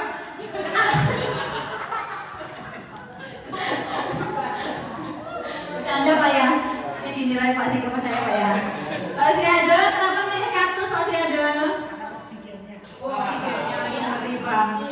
Pas dan 50% kan? Oh, pas Menghayal ya, 50%. imajinasi. Stresnya kadang-kadang jadinya ya. Nah, ini Bapak Ibu. Tadi kan saya kasih di awal gambar aja. Kemudian saya minta untuk memilih. Nah, terus Bapak Ibu kan milih nih. Asalnya pasti ya. Menariknya yang ini kan gitu. Nah, ternyata saya tidak kasih tujuannya kan untuk memilih untuk apa. Makanya Bapak Ibu asal jadinya milihnya. Ternyata alat yang harus dipilih adalah alat yang digunakan untuk mengusap keringat di wajah. Nah, seperti tepat yang memilih tisu. Nah, tapi yang seperti ini, apakah kita rasakan juga di kelas Bapak Ibu? Rasakan. Ada kaitannya enggak dengan pembelajaran kita di kelas? Ada, kira-kira apa? Siapa yang mau coba angkat tangan? Ayo, atau saya tunjuk absennya nih. Ayo, siapa yang mau coba angkat tangan? Pak Purna tadi, Pak Purna. Pak Purna, ayo coba. Ayo ketua kelas, ayo wakilin temennya. Atau kira-kira pinjam mic-nya. Oke, kaitannya apa? Oh, ini nih. Kaitannya apa kira-kira? Oke, Cek. ya. Dan mungkin kalau dari ilustrasi tadi ini dikaitkan dengan tujuan pembelajaran yang harus jelas di awal perlu kita sampaikan sehingga siswa tahu nih apa harus yang dicapai kemudian dan penerapannya bagaimana gitu. Jadi harus jelas dulu tujuannya apa. Oke, benar sekali. Berikan tepuk tangan Bapak Ibu. Tepuk salut. Salut. Nah, benar Bapak Ibu ya. Terima kasih Kak Purno, dapat 100 nilainya. Nah, jadi tujuan pembelajaran itu sangat penting Bapak Ibu kita sampaikan di awal pembelajaran. Nah, dari mana kita tahu tujuan pembelajarannya itu? Sebelum kita mulai pembelajaran, anak-anak hari ini kita belajar ini. Misal, anak-anak hari ini kita belajar tentang sel. Nah, kita harus kasih tahu tujuannya. Kita akan dapat mengamati sel, bagian-bagian sel, struktur fungsi sel seperti itu. Jadi, anak-anak nggak salah pilih langkah. Sama seperti tadi Bapak Ibu tidak saya kasih tahu tujuannya, jadinya sampai pilih parutan kan gitu Pak Nge. Nah, jadi penting untuk merencanakan pembelajaran. Nah, di rencana pembelajaran itu kan kita turunkan dari tujuan pembelajaran. Tujuan pembelajaran kita turunkan dari capaian pembelajaran yang dari pemerintah itu. Dari Permen nomor lupa saya. nomor 46 itu 2025 itu ada capaian pembelajaran. Nah, kita lihat di situ.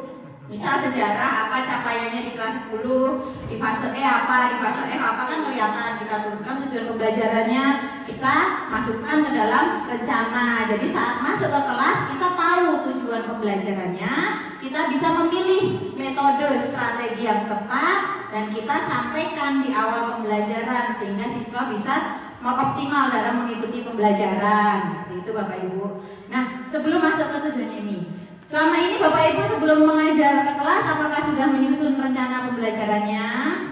Direfleksi nih Bapak Ibu. Ya, kalau takut jawabnya ya di dalam hati aja jawabnya, oke? Nah, apakah setiap pembelajaran sudah menyusun? Nah, itu kita refleksikan ke diri kita masing-masing. Kalau sudah, berarti sudah baik. Kalau belum, kita memulai merencanakan setiap pembelajaran. Tidak perlu yang berlibat Bapak Ibu, tidak perlu yang harus ini, artinya harus hiasannya seperti ini, harus menggunakan ini, tidak. Cukup menggunakan desain atau menggunakan catatan yang Bapak Ibu sukai atau Bapak Ibu nyaman untuk membuat dan untuk dilaksanakan seperti itu. Yang penting komponen-komponen yang ada di dalamnya muncul semua. Nah, di modul inilah yang akan nanti disampaikan komponen-komponen dalam perencanaan pembelajaran mendalam dan menyusun rencana pembelajaran. Ini tapi santai aja Bapak Ibu, sekarang kita nggak nyusun cukup di materinya aja. Kan kita pernah nyusun juga di workshop kurikulum itu, nah itu intinya sama, hanya saja ada beberapa miskonsepsi nanti akan kita pelajari gitu. Nah, ini jadi implementasi pembelajaran mendalam di kelasnya ini, di kelas kita, di sekolah kita, itu dimulai dari perencanaan. Segala sesuatu jika direncanakan dengan baik, pasti hasilnya juga akan mengikuti Bapak Ibu. Tapi kalau tidak direncanakan ya akan hasilnya sulit untuk terukur gitu. Nah, kemudian direncanakan, dilaksanakan, dan di assessment. Mungkin Bapak Ibu sudah melakukan ini, hanya saja kan belum tercatat dengan baik gitu. Ini komponennya. Oke. Jadi penyusunan perencanaan pembelajarannya itu dimulai dari menganalisis CP yang tadi saya sebutkan di BKP SDA itu yang nomor 46 sekian itu ada CP. Kemudian Bapak Ibu susun tujuan pembelajaran berdasarkan CP itu dan merencanakan pembelajaran sampai ke asesmennya. Jadi bisa terukur semuanya. Nah, ini komponen-komponennya, komponen minimum. Ini ya, pembelajaran mendalam itu komponen minimumnya ini. Ini sebenarnya isinya sama Bapak Ibu dengan yang dibagikan oleh Bu Arnyani saat workshop, tapi di sini dijelaskan lebih detail. Jadi di sini nih, misal kita ulang sini ya, kan mulai dari identifikasi, kemudian desain, kemudian pengalaman belajar dan asesmen. Ini kan kerangka pembelajaran mendalam. Nah, setiap poinnya itu dirincikan lagi. Ini identifikasi, ini sudah kita buat nih waktu bulan Juni. Identifikasi kesiapan, karakteristik pembelajaran, menentukan di DPL, dan menentukan tujuan, kerangka pembelajaran termasuk metode, model, kemitraan, lingkungan pembelajaran, pemanfaat digital, pengalaman pembelajaran, berkesadaran, bermakna dan menggembirakan, mendeskripsikan pengalaman belajar, memahami, mengaplikasi dan merefleksi, sampai asesmen awal, proses dan akhir. Ini sudah pernah kita buat. Nah, di materi ini dijelaskan lebih detail. Jadi diidentifikasi kesiapan murid, dijelaskan ini Bapak Ibu. Jadi lebih jelas.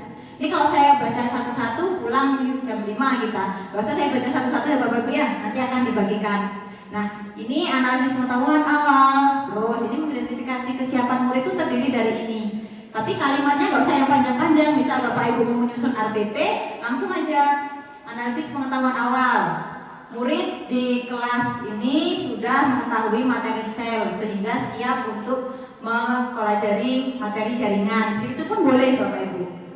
Kemudian ini mengidentifikasi karakteristik mata pelajaran. Nah, mengenali sifat dasar ini dijelaskan. Kemudian menentukan dimensi profil lulusan. Dimensi profil lulusan kan ada 8 tadi Bapak Ibu ya. Dalam satu kali pertemuan itu apakah harus 8-nya muncul Bapak Ibu? Dalam satu pertemuan nih 2 kali 45 menit atau 3 kali 45 menit, apakah 8 DPL harus kita tekankan, kita munculkan? Tidak ya. Sesuaikan kembali dengan karakteristik mata pelajaran yang akan kita sampaikan. Kemudian di sini DPR-nya ini, nah ini udah ahli dari Bapak Ibu. Terus desain. Ini ya, praktik pedagogis, kemitraan, lingkungan pembelajaran, pemanfaatan digital. Ini sudah dijelaskan secara rinci per poinnya. Jadi nilai memuliakan dalam PM, ini yang tadi sampaikan Bu Emi. Jadi PM itu intinya saling memuliakan. Terkadang kan kita kalau di kelas cenderung mungkin kadang memuliakan siswa, artinya gini.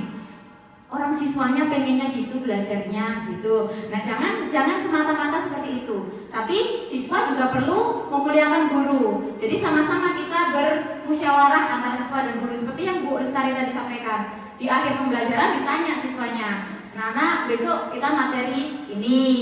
Kalian mau belajarnya apa? Games atau mungkin praktikum atau apa? Siswa menyampaikan idenya. Tapi siswa di situ juga menyampaikan ide dengan menghormati guru. Jangan sampai terus siswa sampai jawab, kosong aja Bu. Nah itu kan sudah keluar batas memuliakan. Itu udah di luar PM. Itu PR lagi untuk kita. Berarti kita harus mengatasi siswa yang seperti itu. Jangan sampai memiliki karakter yang seperti itu. Oke, kemudian nih nilai memuliakannya, kemudian prinsip tadi sudah dijelaskan, bermakna, menggembirakan, berkesadaran, dijelaskan masing-masing satu. Ini sama dengan Bu Lestari tadi prinsipnya. Kemudian ini, nah pengalaman pembelajaran, ini ya pengalaman belajar mulai dari memahami, mengaplikasi, merefleksi. Ini adalah suatu siklus Bapak Ibu. Jadi anak-anak diawali pasti dengan memahami dulu, paham dulu suatu materi. Kemudian dia bisa mengaplikasikan, baru dia bisa merefleksikan. Nanti dia akan menemukan pemahaman baru, mengaplikasikan, merefleksikan. Suatu siklus yang tidak bisa dibalik, gitu. Tidak bisa dibolak-balik. Nah ini satu-satu juga dijelaskan, memahami, mengaplikasi, merefleksi. Nah ini asesmen, sampai di asesmen juga ada asesmen awal, proses, akhir. Nah ini panjang sekali nih Bapak Ibu penjelasannya. Ini ya. Oke, nah ini adalah instrumen analisis RPP. Ini kalau Bapak Ibu mau scan boleh, kalau tidak juga nggak apa-apa. Ini akan mempermudah saja. Jadi di sini misal saya klik ya. Ini adalah instrumen apa ya? Instrumen analisis perencanaan pembelajaran mendalam. Jadi misal Bapak Ibu ini misal Bu Alif bikin RPP, kemudian mau coba bikin RPP yang PM ini yang terbaru.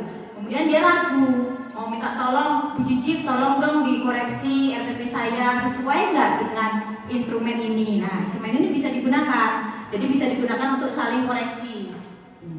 Nah jadi apakah RPP itu sudah memuat satuan pendidikan, mata pelajaran, fase, alokasi waktu, ini penting Bapak Ibu. Nama penyusun pun penting di sini ditulis. Ini penyusunnya.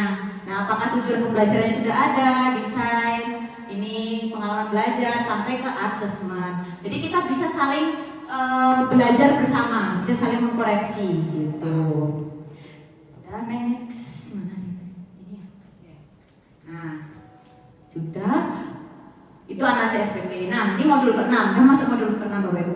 Kalau di modul 6 ini saat kami diklat di SMP 2, kita saling bergantian untuk praktek mengajar seperti peer teaching. Nah, kalau di sini ada yang mau peer teaching Bapak Ibu? Enggak usah nih. Kita ini aja. Skip. Nah, tapi di sini saya lampirkan instrumen implementasi dan refleksi perencanaan pembelajaran. Jadi coba diklik Bu Lestari. Klik. Nah, ini keluar instrumen. Instrumen ini bisa kita gunakan untuk mungkin kalau kita tolong ke Pak Kepala atau Bu Sutri atau Bu Sri, Pak Kasek, Pak Kade atau Pak Komang atau teman-teman lain yang satu MGMP, baik lintas MGMP, misal merasa saya di kelas mengajar rasanya sudah mempersiapkan dengan baik, misalnya saya menggunakan cooperative learning, saya sudah merencanakan teams games atau merencanakan jigsaw, tapi kok anak-anak masih kurang semangat ya, bisa nggak coba Bapak, misal saya nggak tolong Bu Selvi, bisa nggak masuk ke kelas saya, coba amati apakah saya menerapkan pembelajaran sudah sesuai dengan RPP yang saya buat. Nah, itu instrumen yang digunakan seperti ini Bapak Ibu. Jadi kita bisa saling mengkoreksi satu sama lain, bukan ya mengkoreksi tapi saling memberikan masukan gitu sama-sama. Oke, next yang PPT-nya aja. Iya. Nah, ini sudah langsung ke modul 7. Singkat-singkat saja Bapak Ibu. Nah, ini di sini modul 7 adalah tentang inquiry kolaboratif. Nah, inquiry kolaboratif ini sama seperti yang saya sebutkan awal tadi. Inquiry kolaboratif adalah dari kata kolaboratifnya, yaitu kita berkolaborasi. Siapa yang berkolaborasi? Ya guru dengan kepala sekolah boleh. Nah, apakah ini bisa diterapkan ke siswa? Bisa juga. Tapi sebelum kita terapkan inquiry kolaboratif di siswa, kita minta siswa melakukan ini, kita terapkan dulu di diri kita sendiri. Jadi inquiry kolaboratif itu apa sih? Nah, inquiry kolaboratif adalah pendekatan reflektif berbasis data yang dilakukan secara kolaboratif untuk meningkatkan efektivitas pembelajaran menjadi lebih mendalam dan bermakna. Jadi seperti misal Bapak Ibu melakukan inquiry kolaboratif dengan teman MGMP-nya, satu MGMP boleh. Bu Rani mungkin dengan Bu Redi sama-sama kimia menemukan masalah mungkin di kelas. Oh, di kelas 10 sekian mungkin anaknya kok cepet ngantuk ya. Oh, saya Bu Rani ternyata di kelas 10 yang lainnya juga sama. Nah, bisa saling berkolaborasi, melakukan inquiry kolaboratif untuk menemukan apa sih akar masalahnya itu. Apakah anak-anak itu, apakah karena materinya terlalu sulit, atau medianya yang kurang menarik, atau anak-anak yang motivasinya masih rendah. Nah, itu dicari berdasarkan data. Misal hasil ulangannya Bu Rani, oh iya hampir 75% ready. Bu Reni juga sama mungkin. Nah, disitu dicari berdasarkan data. Seperti itu ya Bapak Ibu ya. Kemudian kolaborasi ini bisa terjadi antara guru, antar guru dan murid, guru dengan sekolah maupun guru dengan orang tua dan mitra pendidikan lainnya. Jadi ini sangat penting kolaborasi ini. Mungkin kita sudah pernah melakukan ini sebenarnya, hanya istilahnya kan bukan inquiry kolaboratif. Tapi jika kita terapkan inquiry kolaboratif ini dengan siklus yang benar, maka hasilnya akan terukur dengan baik dan harapannya dapat tercapai dengan maksimal. Jadi tahapannya mulai dari yang pertama adalah assess. Assess ini adalah proses menemukan akar masalahnya. Contohnya tadi misal Bu Rani, Bu Rendi saling koordinasi, saling bertemu, menentukan data apa saja, nilai ulangan kimia, motivasi belajarnya kurang. Nah, ini diakses tahapannya. Nah, di situ nanti mencoba sama-sama untuk menemukan solusi. Oh, coba kita menggunakan games Bu Rendi, misal seperti Bu Rendi, atau kita coba menggunakan praktikum virtual misal. Nah, itu bisa digunakan untuk strategi pembelajaran selanjutnya. Dan dilanjutkan dengan membuat desain. Desain ini artinya membuat perencanaan pembelajarannya secara bersama. Nah, apakah hanya Bu Rendi sama Bu Rani aja yang bisa berkolaborasi? Tidak ya Bapak Ibu ya. Misal Bu Rendi pengen berkolaborasi dengan Pak Juli boleh, ya, dengan Pak Agustina boleh. Jadi tidak harus dalam satu mapel. Kemudian setelah direncanakan sama-sama untuk mengimplementasikan di kelas masing-masing. Berpengaruh nggak diimplementasikan? Misal tadi kesepakatannya kita coba pakai game Bapak Ibu. Nah, pakai game itu berarti berpengaruh atau tidak di kelas dilaksanakan. Kemudian dilakukan assessment juga di situ. Boleh juga saling mengamati saat Bu Randy ngajar, mungkin diamati Pak Juli, boleh seperti itu. Nah, setelah praktek di kelas, ketemu lagi. Oh, gimana kemarin sudah dipraktekkan? Sudah. Gimana hasilnya? Oh, anak-anak lebih senang kalau game, misal. Di kelas ini anak-anak lebih senang kalau praktikum. Nah, itu kan kita jadi ketemu solusinya sama-sama. Itu bisa dilakukan. Jadi Bapak Ibu, itu inquiry kolaboratif. Nah, ini formnya, intinya sama aja. Ini form-form aja nih di sini Bapak Ibu. Ini ya. Nah, ini nanti juga akan kami share. Jadi sebenarnya kan mungkin kita sudah pernah melakukan tahapan ini ya. Apalagi mungkin BK kolaborasi dengan orang tua, dengan guru wali kelas, guru wali, guru mapel. Nah, ini tapi dengan instrumen ini kita akan lebih jelas terukur gitu. Saat assess dicatat. Oh, kita menemukan masalahnya nilainya jelek, motivasi kurang, itu dicatat di assess. Terus outputnya kita menentukan strategi pembelajaran games. Nah, itu dicatat. Jadi kita ada tercatat dengan baik gitu kegiatan-kegiatan yang dilakukan. Jadi kalau ada hasil yang kurang maksimal, maka kita bisa lihat, oh mungkin di strateginya yang kurang sesuai seperti itu. Itu Bapak Ibu ya. Kembali ke PPT. Nah, sudah. Ini sebelum ke refleksi, kita kahut dulu ya Bapak Ibu ya. Dikit saya siapkan dulu. Kasih semangat Bapak Ibu. Semangat. Oke. Nah, siapkan HP-nya Bapak Ibu. Ini kita akan coba pakai kuis. Kahut. Belum.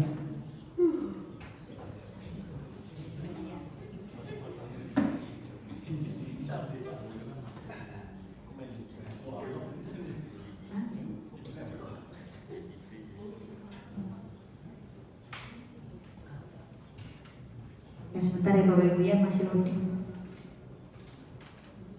Hah?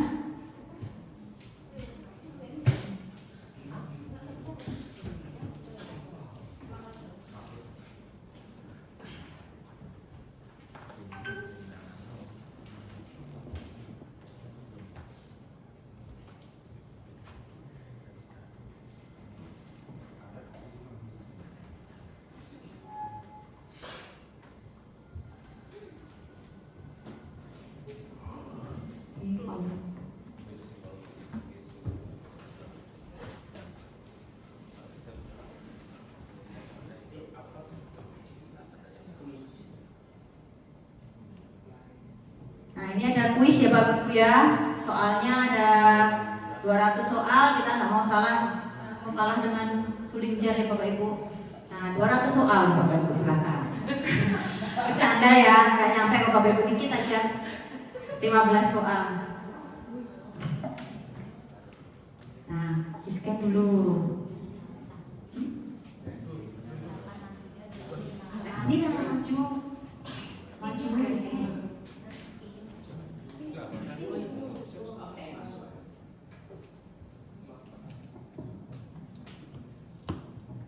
Nah, ini yang menang nanti dapat es krim ya Bapak Ibu ya. Tapi jangan lupa di-scan krisnya. Saya, siapa itu saya ya?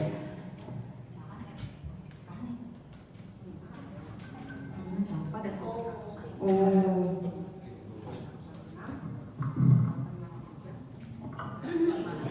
Tutut, siapa tutut itu? X pangkat 0 sama dengan 1. Nah, ini udah jelas dah ini. Tut is dead, Jelas. Purna dari.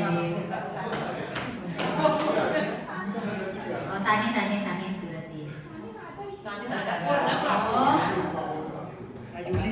Tutut ini Utuna, tutut. Siapa itu tutut? KS kepala sekolah, ya Bapak. Siap. Pak, siap. Pak harus bagus ya Pak nilainya Pak. Ini memperlihatkan pemahaman Bapak loh. Tolong ya Pak, setelah ODGJ tadi jangan diulang. Bapak yang lewat ODGJ.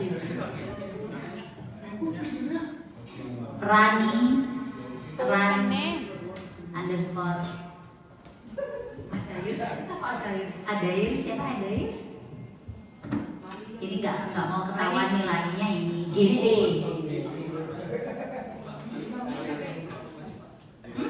Kenny Pak Eka Yasa.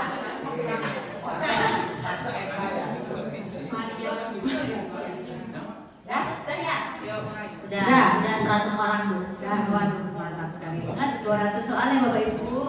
Sulinjan. Masih lanjut ini nggak sabar dulu. Oh masih. 26 Google Tut. Ya, siapa Google Tut? Wayan, banyak wayan banyak. What? Siapa tuh What? What? Enggak, nama Ratu. Amarati. 27. Bisa Andi kayaknya. Natalia. Sudah ya? Dah. Goreng. Kita mulai. Bapak Ibu. Nanti ya Bapak Ibu. Ini berpengaruh ke gaji ya Bapak Ibu ya. Ayo. Jawabannya dari layar Bapak Ibu masing-masing ya. Ya.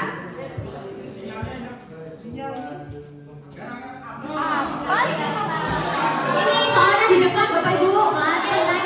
Ini merupakan ciri dari pola pikir bertumbuh kecuali. Oh jawabannya nggak kelihatan. Yang merah melihat tantangan sebagai peluang untuk berkembang, yang biru menjadikan kritik sebagai informasi untuk memperbaiki.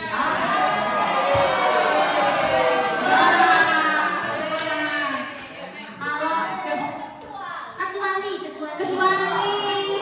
Aduh, kurang teliti nak Gusti, kurang teliti. Next. Wah, Supadi ini. Mantap Pak Juli. Semangat Pak Jul. Dalam satu perencanaan pembelajaran harus ada minimal 3, 4, 5 bahkan harus ada semua DPL. Benar atau salah?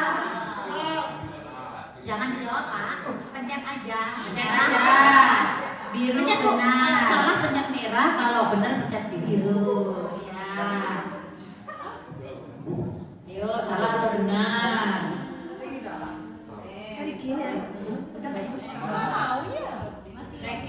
Kalau di 26 penjawab. Tadi berapa pesertanya? 27. 500. Ada yang belum Bapak Ibu? Sudah ya sepertinya. Sudah, next. Ya. Oh, 11 orang benar. benar. Ada 9 pelaku kesalahan ini. Oke, jadi dalam satu perencanaan pembelajaran itu tidak harus ada 3, 4, 5 Bapak Ibu. Kalau memang cocoknya sama satu DPL ya satu nggak apa-apa. Oke. Next. Oh Pak Juli mantap, Pak Juli dapat es krim beli sendiri. Terus nih. Ketika guru mengawali pembelajaran dengan doa dan salam, artinya sudah mencapai DPL keimanan dan ketakwaan kepada Tuhan Yang Maha Esa.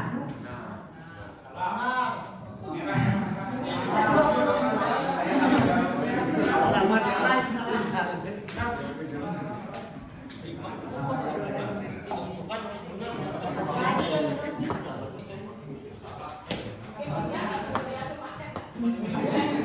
Sinyal-sinyal ya, skip ya. Skip. Oke, jawabannya adalah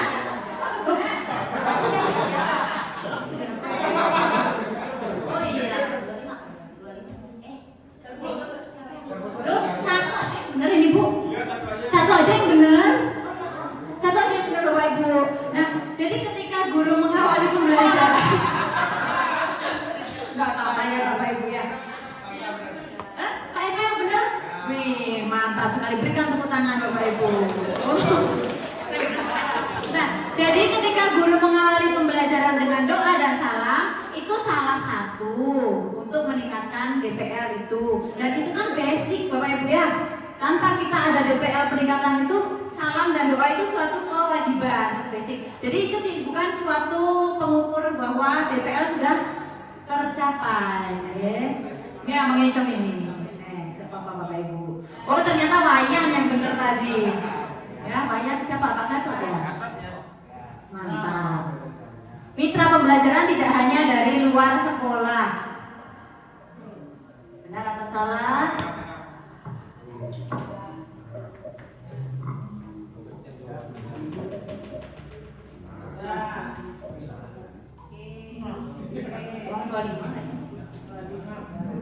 Oke, mantap, bener ya. Jadi mitra pembelajaran tidak hanya dari luar sekolah, dari dalam sekolah sangat-sangat boleh. Next. Wah Pak Juli lagi. Next. Dapat gaji bulan depan. Tuh, sekarang pengalaman belajar terdiri dari memahami, mengaplikasikan, merefleksi, bukan merupakan tahapan dan boleh dilewatkan salah satunya.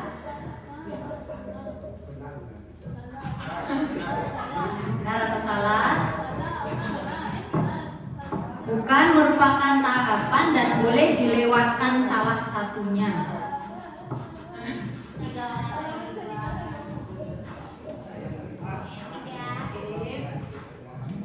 Oke, nah udah banyak ini yang jawab benar. Jadi jawabannya adalah salah.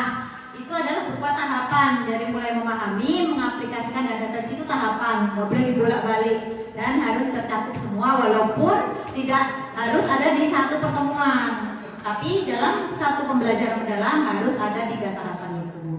Next. Nah, wah Pak Juli memang juara. Dalam satu pertemuan, 3 pengalaman belajar, memahami, mengaplikasikan, merefleksi harus ada. Apakah harus ada 3 pengalaman itu dalam satu kali pertemuan?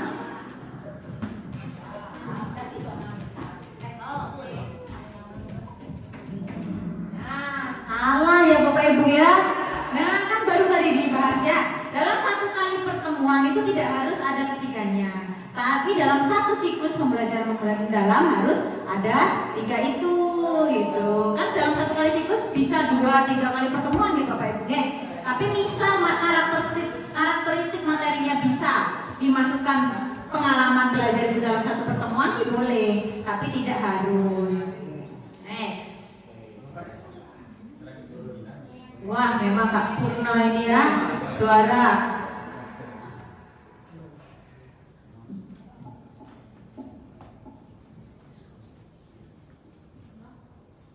Mengapa anggapan bahwa setiap pertemuan harus memuat ketiga pengalaman belajar merupakan miskonsepsi? Merah, karena dalam PM tidak ada tahapan memahami. Biru, karena tahapan belajar dapat berlangsung beberapa pertemuan. Kuning, karena pengalaman belajar hanya berlaku untuk mapel eksakta. Oke, udah bener nih Bapak Ibu ya. Jadi pengalaman belajar, tahapan belajar dapat berlangsung dalam beberapa kali pertemuan. Yang penting tahapannya tidak boleh dibolak-balik. Next. Wah, Pak KS naik Pak KS.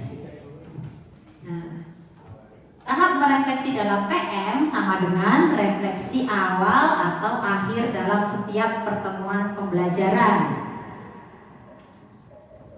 Sama tidak itu refleksi, tahap merefleksi dalam PM?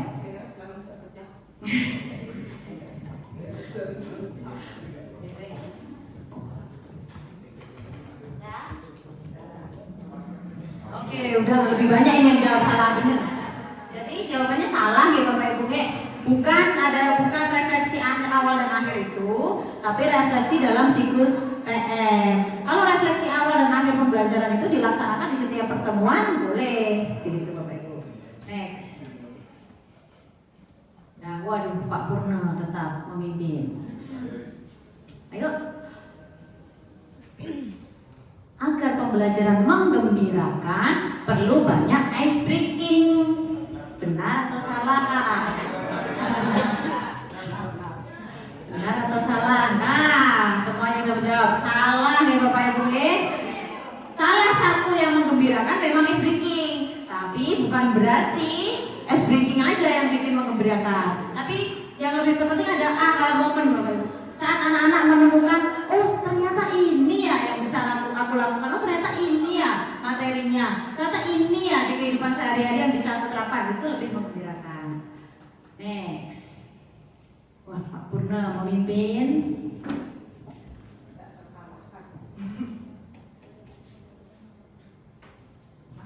Masih di menggembirakan. Merah, siswa diberi banyak hiburan seperti tepuk tangan, nyanyian, joget. Biru, guru menanamkan ice breaking di setiap pertemuan. Kuning, siswa merasa dihargai, gembira ketika menyelesaikan tantangan belajar. Hijau, guru menyiapkan permainan agar siswa selalu tertantang. Jawabannya mana? Konsep menggembirakan? Ya, yang kuning sudah benar Bapak Ibu, mantap. Next. Masih 90 soal lagi. Ayo, nah. Surface learning atau pembelajaran yang berfokus pada penghafalan informasi dan konsep sederhana tidak diperlukan dalam PM. Surface learning itu yang di permukaan, yang tadi dijelaskan oleh Bu Eni. Tidak diperlukan dalam PM, benar atau salah?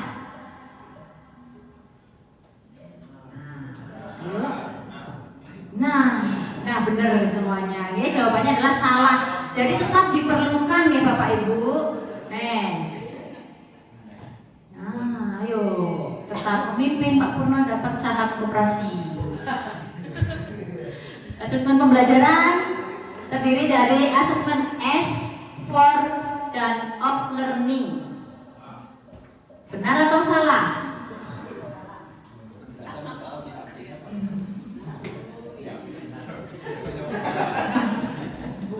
Oke, ini kayaknya salah pencet ya Bapak Ibu ya. Nah, jawabannya benar, jadi terdiri dari 3. Oke, masih memimpin. Next. Penamaan perangkat ajar pada pembelajaran mendalam boleh memakai istilah modul ajar, RPP, RPM, atau boleh RPM aja.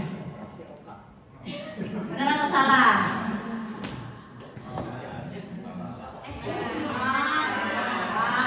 Benar ya, Bapak Ibu, jadi nggak harus RPM, modul aja juga boleh namanya. Yang penting kerangka isinya. Inquiry kolaboratif hanya dapat dilakukan oleh guru dalam 1 MGMP. Salah atau benar? Sesat gini ya. Nah, udah benar salah semua ya. Oke, salah semua. Maksudnya bedanya udah benar salah. Oke. Inquiry kolaboratif bisa diterapkan untuk masalah harian di kelas, tidak harus masalah besar dan kompleks. Masalah harian di kelas, benar atau salah? Apakah rumput salahnya kompleks? Benar ya Bapak Ibu ya, mantap. Next. Siapa juaranya ini? Dapat saham di koperasi. Wah, saya juara 3. Natalia juara 2. Yang pertama, ya benar. Nah, dapat saham cicil 10 kali ya. Oke. Sudah. Mau dipoto dulu? Mau foto bersama dulu? Nah, ini ya Bapak Ibu, jadi ini tentang refleksi kita hari ini. Ada kuisnya sedikit.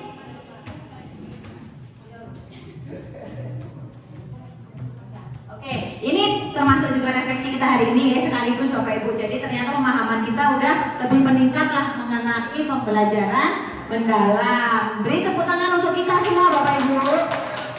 Ya, tepuk salut. Salut. Salut. Nah, oke. Sudah sekian dari saya. Akhirnya selesai ya Bapak Ibu. Berapa jam ini? Nah, mohon maaf jika ada kesalahan. Semoga materi yang kami sampaikan bermanfaat dan bisa kita terapkan bersama-sama di sekolah ya Bapak Ibu. Foto bersama ya Bapak Ibu untuk dokumentasi.